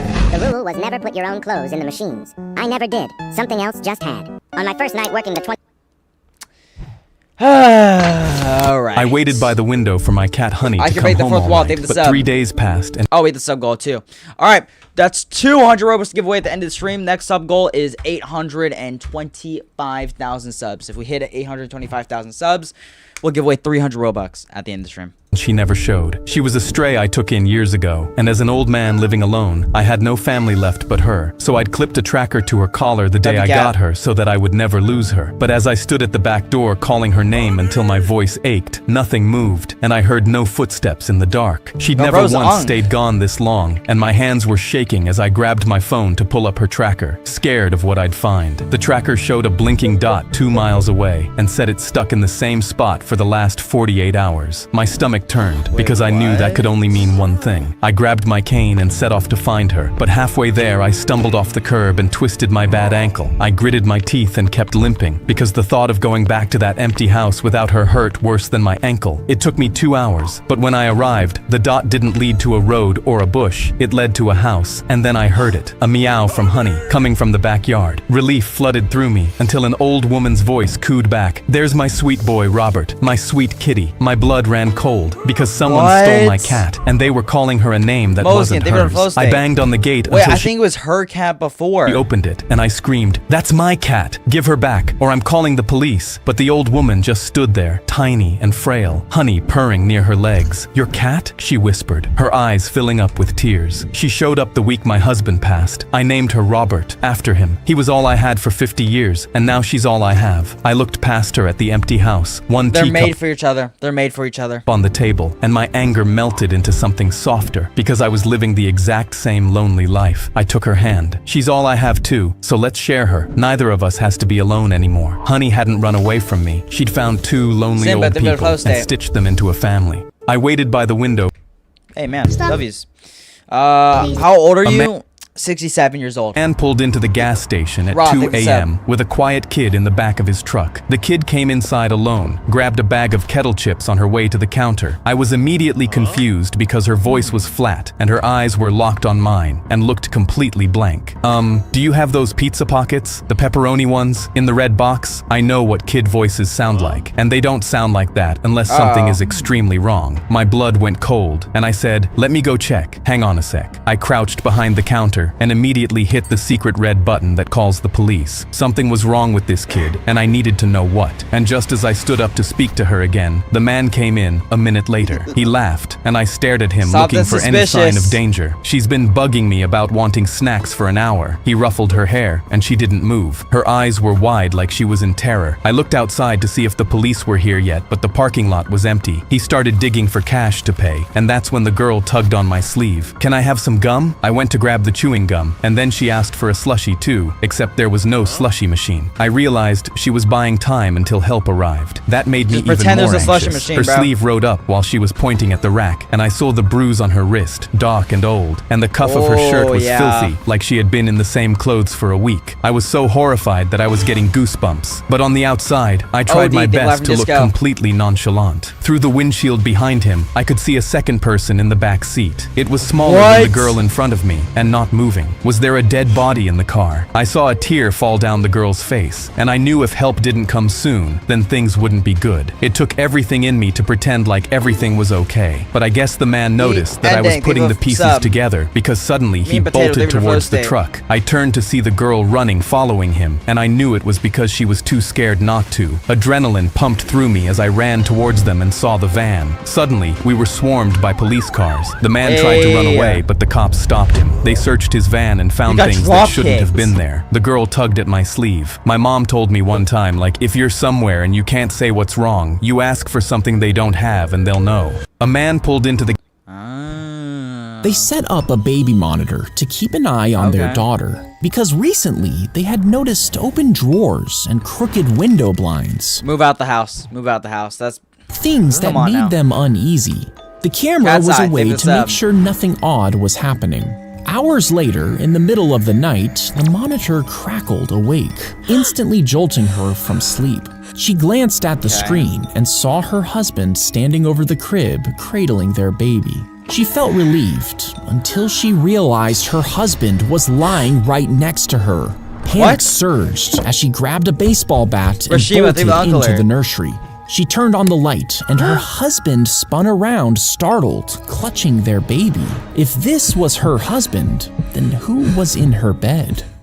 They set up a baby monitor. What in the world? Bro, I don't even want to. I don't want to know. I only skipped 10 seconds. For y'all. Take your garlic, right? And trace it wherever you want your egg to stay. Now go ahead and crack your egg into the circle. Okay. As you can see, it stays in that circle. Let me get another one. As you can see, I lied. That shit did not work. I got an egg hack for you. Bro, you lied? Come on now. Piggy's story poorly explained.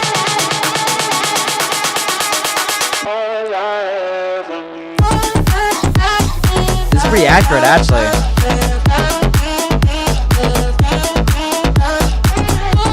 Yeah, this is pretty accurate.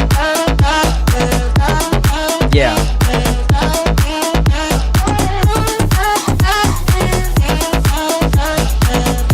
Oh, yeah. Yeah. That's pretty much it. Yeah.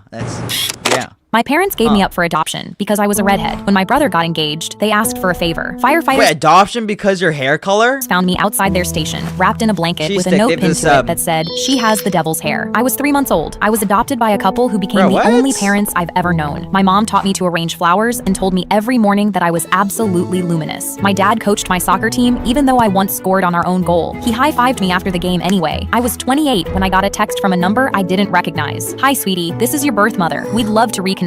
Are you free Saturday?" That Saturday, they showed up at my door with 3 kids I'd never seen, all blonde, and my biological mother pulled me into a hug while I stood there with my arms at my sides. My brother waited until everyone sat down and said, "My fiance would love to meet you, especially since mom mentioned your mom is that famous wedding planner." We were hoping, well, family helps family, right? I looked around the room at the family that gave me away and heard myself say, "I'll think about it." I wrapped both hands around my tea and said, "I'll consider the wedding, but first, you need to answer one question. Why did you give me up?" The room went quiet. My biological father cleared his throat. "It was the hair," he said, without looking at me. "Not many people in our family have red hair, so I had a DNA test done right after you were born. You're 100% mine. But in our faith, red hair is considered an unlucky omen." My biological mother nodded and said, "We couldn't just shave your head. You're a girl. That would have been cruel." My father leaned back in his chair, slapped his knee, and laughed. "We had 7 kids total, and only 2 had red hair, so we gave both of you away. Your sister, we gave up 3 years after you. But hey, it worked out perfectly. No bad luck for 28 years. My mug slipped out of my hands and shattered on the floor. I told them to get out of my house and never contact me again. My mom drove over that night with a box of tissues and a plate of cookies she'd baked so fast the edges were still burning. She held me while I cried about having a sister out there somewhere who got thrown away just like me. I hired a private investigator the next morning. If they want to talk about family helping family, I'm going to find mine. My parents— Oh. cool. My parents gave me a 2-hour screen time limit, so I spent the weekend playing games on things that technically weren't screens. My dad walked into my room mid-match, ripped the Xbox cord out of the wall, and tucked it under his arm. Third time this month, my mom appeared in the doorway behind him. New rules: 2 hours of screen time a day, homework first, nothing after 8. Break it once. That's rough. That's very rough. And you lose games for a week. I sat there with the controller still in my lap, staring at the dead TV. I wasn't going to lose again, and this time, I was going to follow their exact words. The next morning, Dad found me at the kitchen table playing Pokemon on a Game Boy. He stopped halfway to the coffee maker. It's 7 a.m. You know the rules. I didn't look up. This isn't a screen, Dad. It's a display. No backlight. Different thing entirely. He shook his head and walked out with his coffee. When my Xbox timer hit 2 hours that afternoon, I switched straight to my DS. Time's up. Mom called from the kitchen. I switched devices. You said 2 hours of screen time. New screen, new 2 hours. She rolled her eyes and went back to chopping. By Sunday, they barely looked up when I sat down to play. So I dragged the old tube TV out of the garage and hooked up an ancient Nintendo in the living room. Dad walked past and stopped. What are you doing? Flat screens are screens. This is a tube. Different technology entirely. Like 100 years old. He gave up and walked away. That night, I dragged in a projector and started playing Wii Sports on the wall. I'm looking at the wall, not a screen, I announced as I bowled a strike. Dad was on the couch trying not to laugh into his hand. Mom marched in. Get that thing off my wall. After dinner, they sat me down at the kitchen table. New rule: 2 hours of gaming total, all devices combined. No matter what stupid technicality I came up with. I shook both their hands like we'd signed a treaty. The next afternoon, I came home with a huge box and dropped it on the kitchen counter. Mom turned from the sink. What is that? I pulled out Dungeons and Dragons. No screens involved. Takes about 6 hours a session though. Her face changed as she did the math. Fine, 3 hours of games. Split however you want. I shook her hand, and the D&D box went back to the store the next morning. By dinner, I was on the Xbox using my 3rd hour, and all of this for extra screen time, bro. Mom just quietly watched, not daring to say the word screen. My parents gave... I guess. Michelle, think of the Some Roblox players just had hundreds of thousands of Robux disappear from their accounts, so you... Wait, what? Wait. Is my Robux still here? Better be careful. Wait, their Robux just vanished? Is it another bad update? Just listen, this is important. Multiple people are reporting massive losses from their balances in group funds. Some are warning others not to withdraw any group funds. In group funds? I have so much. No. Until Roblox sorts this out. How much Robux are we actually talking about? One verified creator who has been on the platform for over 15 years says over 100,000 Robux vanished from their account. They checked every transaction and every group and found nothing explaining where it went. Then, right as they were writing about it, they got a message from Roblox calling it a duplicate payment correction, saying their balance was updated to reflect the corrected amount. But honestly, no one knows what to expect. So there is nothing we can do, boss? There is nothing we can do, Andrew. Some Roblox players just had hundreds of thousands. Wait. Oh, my Robux is still here. Okay. Whoo! Thousands of Robux. These are the... That was a close one. That was a close one. How bro reacts when I draw a line on his paper?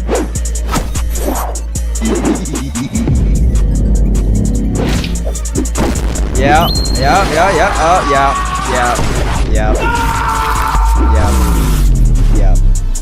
Reasonable crash out, can't even lie. Fill the... Reasonable crash out. I got bored, so I turned my hand into a foot? Wait, what?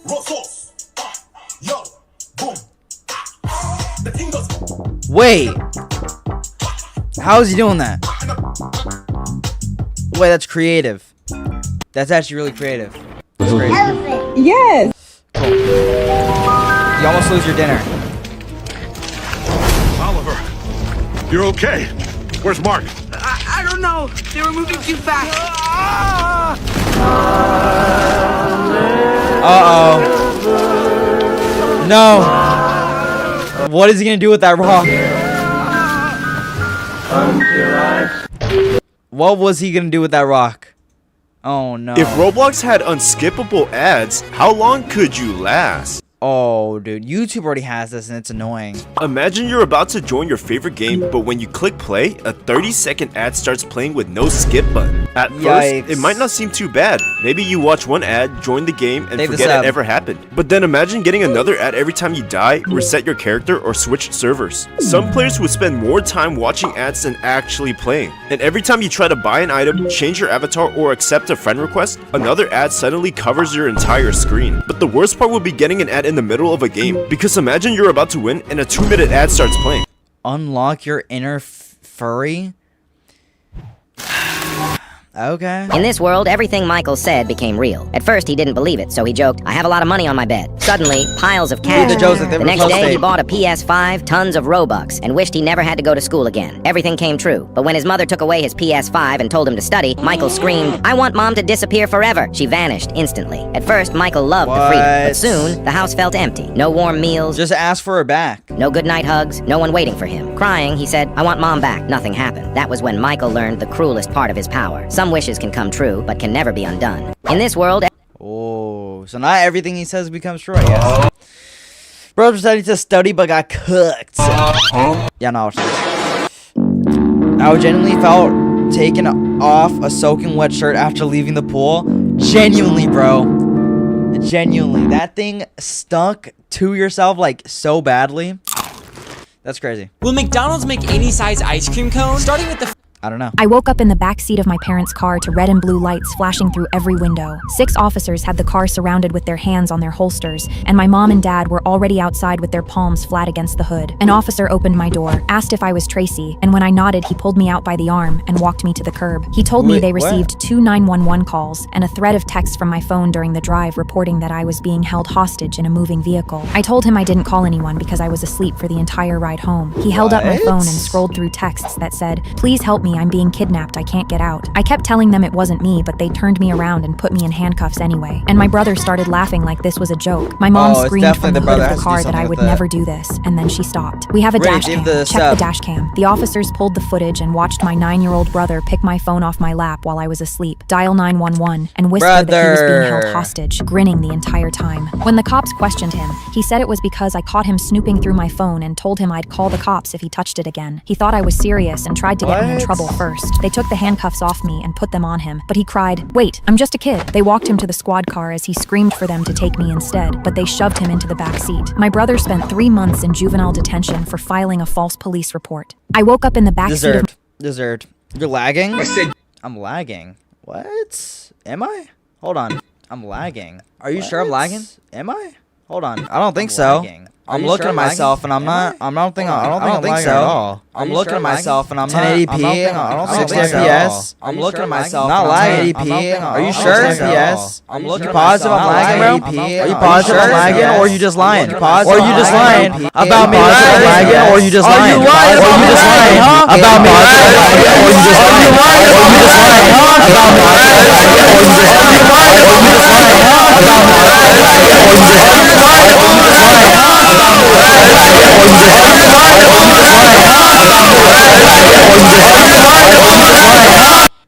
Alright. GG. Bro is the MM2 final boss. Time to show my real form. Must have been the win. You gotta run away from me. I'm Waddle. Go on before I kill you.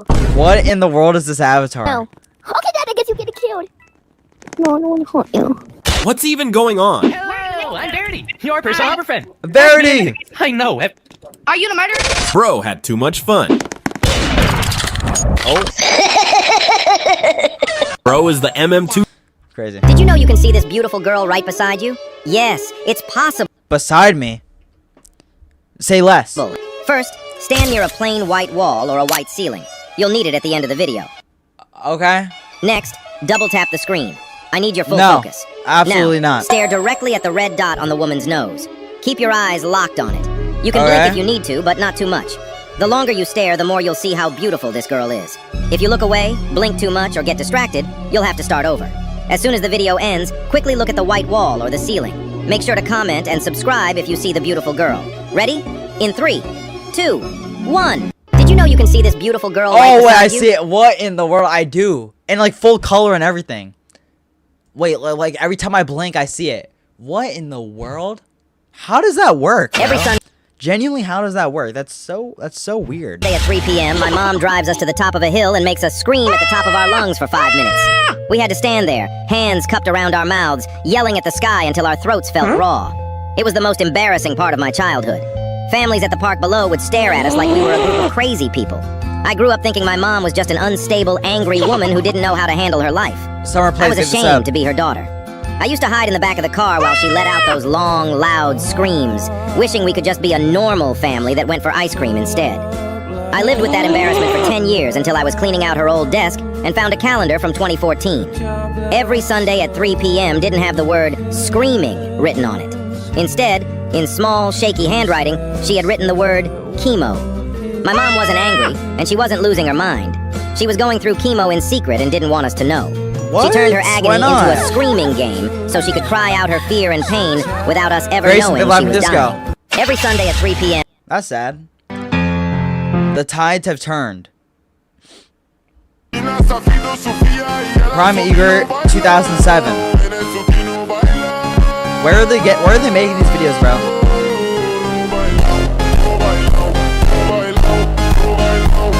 Is he just that good?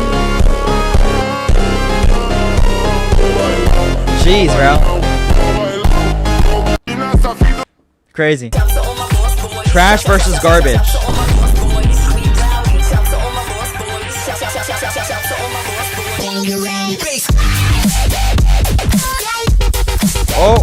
Oh. That's low-key tough. That's low-key tough. What do you mean the Roblox blackout worked? No, it did not. What are you talking about? Well, kinda. See, the player count did drop. Not by a huge amount, but enough to notice. Here's why that's actually important. Some of Roblox's biggest games all had major updates on the exact same day as the blackout. Realistically, Roblox should have been pushing over 20 million players. Instead, it peaked at around 15 million. 4 million players actually joined the blackout. No, they did not. So no, the blackout wasn't a complete failure. You wanna hold on? Let me pull up the stats for myself. It made an impact. Now we've got one more chance for just one day, July 31st. And this time, there aren't any major game updates to boost the player count. If we can get even fewer players online, we'll organize the first ever week-long Roblox blackout. Buddy, what? This guy's on to something, bro. Or no, sorry, he's on something. Okay, Friday was the blackout, right? So Friday peaked at 15 million, roughly 15,760,000, okay? If we go to last Friday, so another Friday, it peaked about 15,785,000. It's the exact same amount, okay? What is going on?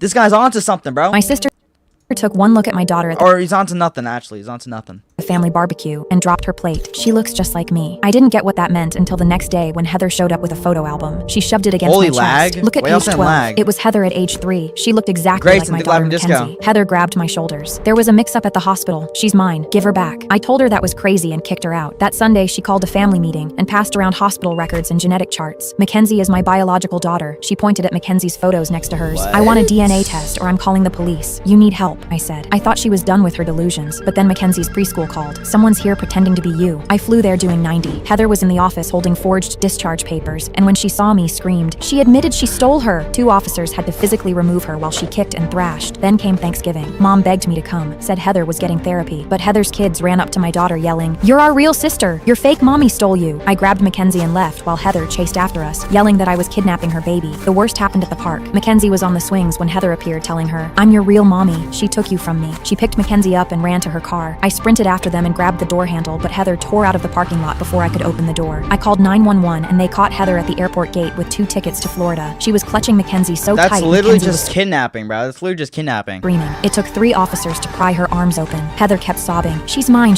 please, she's mine." She was put in psychiatric hold and lost custody of her kids. My sister took one look at my daughter. Bro might be the smartest MM2 player.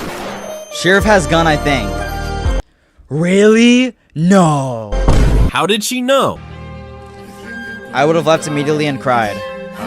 The turn got me. Oh. I cannot find for the life of me the last person. Bro, this is scripted, so. Yeah. Made y'all think we are crashing. Bro, I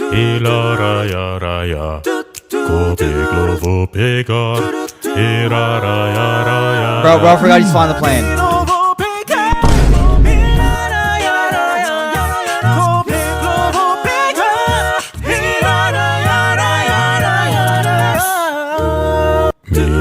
Crazy. Moments that gave us absolute pure panic. First is the driveway alarm. You hear your mom's car pull in and violently speedrun 3 hours of chores in exactly 10 seconds. Next is the fake sleep. Okay. Your bedroom door slowly opens at 2 a.m. and you aggressively shut your eyes while trying to control your incredibly loud breathing. Then comes the device high. She walks into your room so you smoothly shove your phone completely under your pillow and stare blankly at the wall. But the ultimate trap is the full name. You hear her loudly yell your first, middle, and last name from downstairs, instantly preparing your soul for those moments that gave us absolute pure panic. I don't know. This elderly man robbed a bank for just $1. But the reason why was heartbreaking. His name was James, and one day he walked into a bank and handed the worker a threatening note. The note read, "This is a bank robbery. Please only give me $1." Terrified, the worker handed him a single dollar. After taking the dollar, James calmly walked over to a couch, sat down, and waited for the police to arrive. Within minutes, police cars surrounded the building. Officers rushed inside, but James didn't panic at all. Instead, he calmly looked at them and said, "I'm the robber. Please arrest me." But what the police didn't know was that getting arrested was his plan all along. You see, James was completely broke and desperately needed heart surgery. But now that he was sent to prison, they had to pay for the treatment he desperately needed, which saved his life. Hey.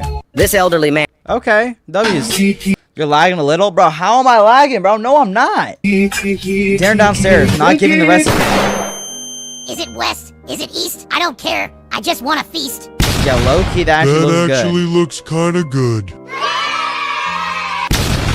Heaven in a dish, the meal of your wish. That's awesome. Enrique! Yeah.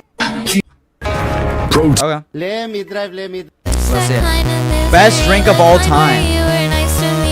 Why are we lying? Why are we lying, bro? Pepsi's not the best drink of all time. Pepsi's like, I feel like Pepsi's actually kind of bad.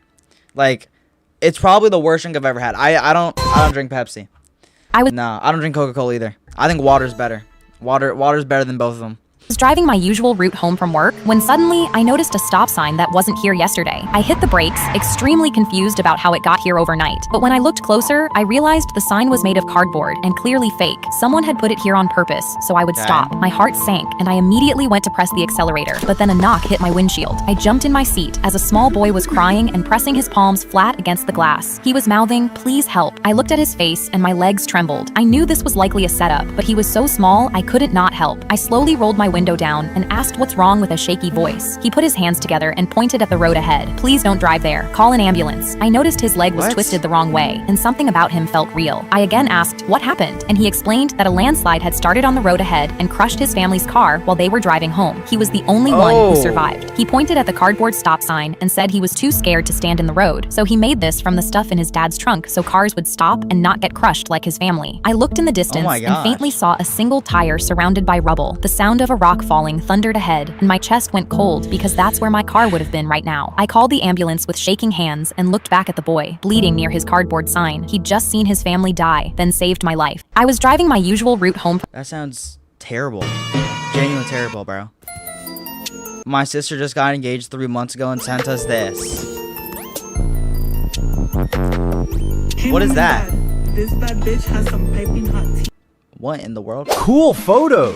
Okay. A teacher rushed into my nursing practice. This 12-year-old girl passed out in my class. This is the third time this month that it's happened. I'm not. Figure out what's going on before the parents come to collect her in 10 minutes. I'm scared they're doing something bad to her. I know y'all are just trolling, bro. She laid her on the cot and left. The little girl's hands were trembling. I checked her heart rate, 140, too high for her age. I opened her backpack looking for medication, and multiple energy drink cans fell out. Monster, Red Bull, Celsius. "How many of these do you drink a day?" She looked at the cans like I was asking a stupid question. 8 or 9. I put my stethoscope down. Something else was definitely going on, and I only had 10 minutes to find out what it was. "Why do you need so many energy drinks?" "To stay awake at night." "Why do you need to stay awake at night?" "I take care of my baby sister. She's 11 months old." I was shocked because the girl was only 12 years old. "Where are your parents?" "We can't afford a babysitter, so I do it myself." She pulled out her phone and showed me her alarms to remind her to check on the baby. There were 41 of them, every 20 minutes from 10 p.m. to 5 a.m. I couldn't believe what I was looking at. "You're really young to be responsible for taking care of a baby. Has anything ever gone wrong while you were babysitting her?" She went quiet for a second. One night she was choking on formula. I flipped her over and hit her back like they taught us in health class. I saved her life, and the whole time my parents didn't wake up. "Why not?" She paused like she was coming up with a lie to explain why they were bad parents. "They work really hard." I couldn't listen to her defend them anymore. I picked up my phone and called social services. "How long has it been since you've actually slept?" She shrugged. "A few days maybe." I lost count. And just as I finished calling CPS, the door opened and her parents walked in. I expected to see tired, overworked parents that were genuinely too busy to take care of their children. Instead, a woman walked in wearing designer heels and her husband wearing a Rolex watch. The mom looked at her daughter and rolled her eyes. What did she do now? I was immediately disgusted by them. "Your daughter has caffeine poisoning from staying up every night caring for your baby. She told me you can't afford a babysitter." They looked at each other and smirked. "We choose not to waste money on that." I was shaking with anger. That's when the door opened again. This time, a woman with a badge walked in. "I'm with Child Protective Services." The mom's smirk disappeared. She turned to her daughter. "You told on us after everything we've done for you? You ungrateful pig." 2 officers walked in and and put them both in handcuffs. The little girl started crying. Wait, don't take my parents. I need someone to take care of my sister. That broke me. I knelt down and whispered, real adults will help you do that. I promise. You're safe now. She laid back down on the cot, her eyes closed. I pulled the blanket over her and turned off the light. A teacher rushed into my nursing practice. This 12-year-old girl Jeez, okay. If another player can control your settings, then you wouldn't stand a chance against them. And this was no ordinary player, because he had an evil tactic up his sleeve that changed the game forever. Which sleeve was it? Neither, I never said he was wearing that shirt. Because the player with the top amount of kills had the ability to activate other people's shift lock, meaning they couldn't aim at all. But if you look at his profile, you'll actually discover why he's able to do this. Okay, but why are all of his that must be something in the game. Badges like that?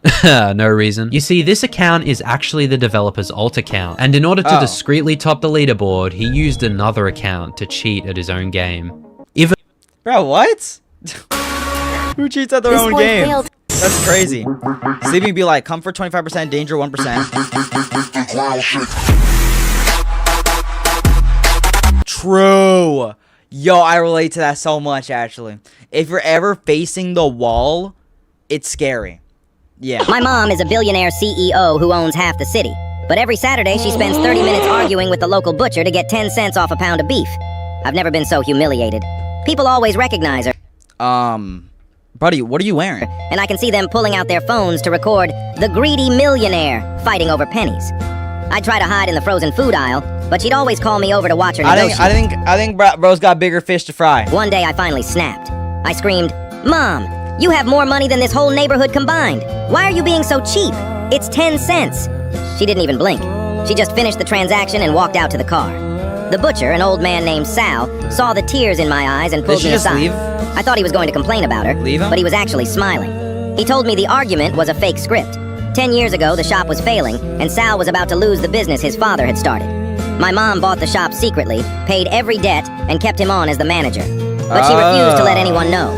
They staged the arguments every week so the neighbors would think he was still a tough businessman who wouldn't be bullied by anyone. My mom is a billionaire CEO who owns... Love you, Mom. Jack did the sub. You give the Robux out, chat? Y'all want to give out the Robux now? When a woman... Why is bro a femboy? I know, right? Why are people even scared of horror games? It's literally just pixels on a screen. Bro, horror games are more than pixels on a screen. That's like watching a movie and say, why are you getting scared of the movie? It's because it's actual scary. It's actually scary, yeah. Says the guy who screams at every jump scare. I don't scream. Also, does this music always play whenever you show up? Objection! You literally muted the game because it was too loud. Hold it! The audio was distracting. I needed to focus. Take that! Focus on what? The monster wasn't even there yet. Objection! Okay, but people act like horror games are real. Hold it! That's because they're literally designed to scare you, dumbass. Take that! Then just don't get scared. It's literally that simple. Objection! And if you're homeless, all you have to do is just buy a house. Hold it! Exactly. It's a choice just like getting scared enough. Take that! No, it's not. The lights on. Scared of something, are you? Objection! It keeps me calm. Besides, it was one time. Hold it! 3 nights isn't one time. Stop trying to act nonchalant. Take that! Okay, but at least I completed the game. Objection! I saw you watch a walkthrough before every chapter. Hold it! That's called strategy. Of course you don't know about it. Take that! You literally embrace yourself before every jump scare. Objection! Okay, maybe horror games are a little scary. Why are people even scared of... Bro, there's a guy copying you word to word. His name is Ninjagaming RBLX. How dare he? How absolutely dare he? I glitched above the new summer map. What? Yo? How is he doing that?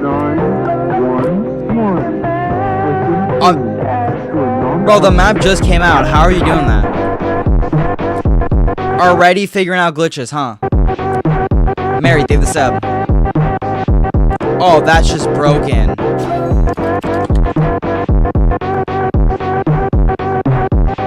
That is so broken. What?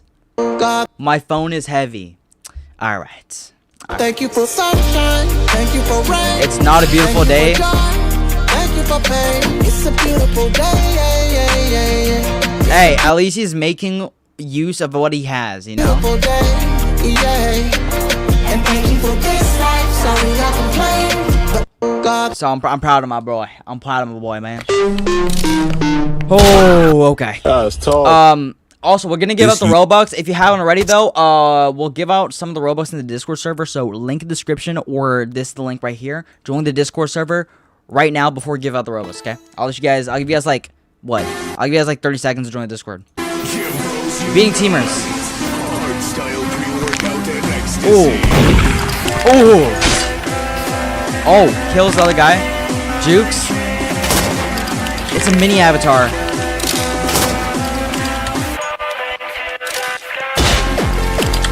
Aura. Bro, mini and teamers, that's like the worst. That's like the worst possible combination that you could ever have or face against. You got blue raspberry, Dr. Pepper, and then cherry. What are these flavors, man? Yeah, what is that third flavor, huh? Anyways, let's give out the Robux. Put these in the chat, and we'll give out the Robux. Here we go. Music. Oh, live and learn. Oh yeah. There we go. All right. Wait, is this? Why does this sound lower than it's supposed to be? That's weird. All right, 5, 4, 3, 2, 1, and right here. That one right there. All right. So that's 100 Robux. Wait, how much Robux do we give away? We're giving away 200. Okay. So buy Robux. Send Robux. There we go. 100 Robux. Oh, hello. 100 Robux. There we go. I'm back, remember? Do I remember? From what stream? From what stream? What stream are you from, bro? Hold on. 5, 4, 3, 2, 1. And bam. Also, if we're actually really close to the next sub goal, so if we get like 60 subs right now, we'll do another giveaway. Or we'll do another 100 Robux.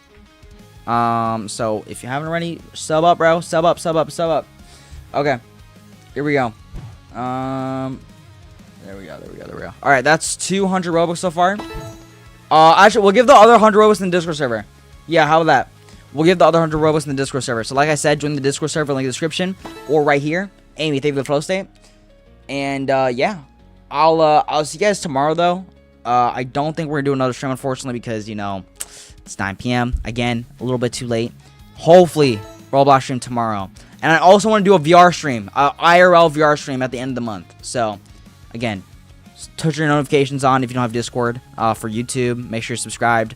You don't want to miss it. All right. I'll see y'all later. Bye-bye. Bye-bye.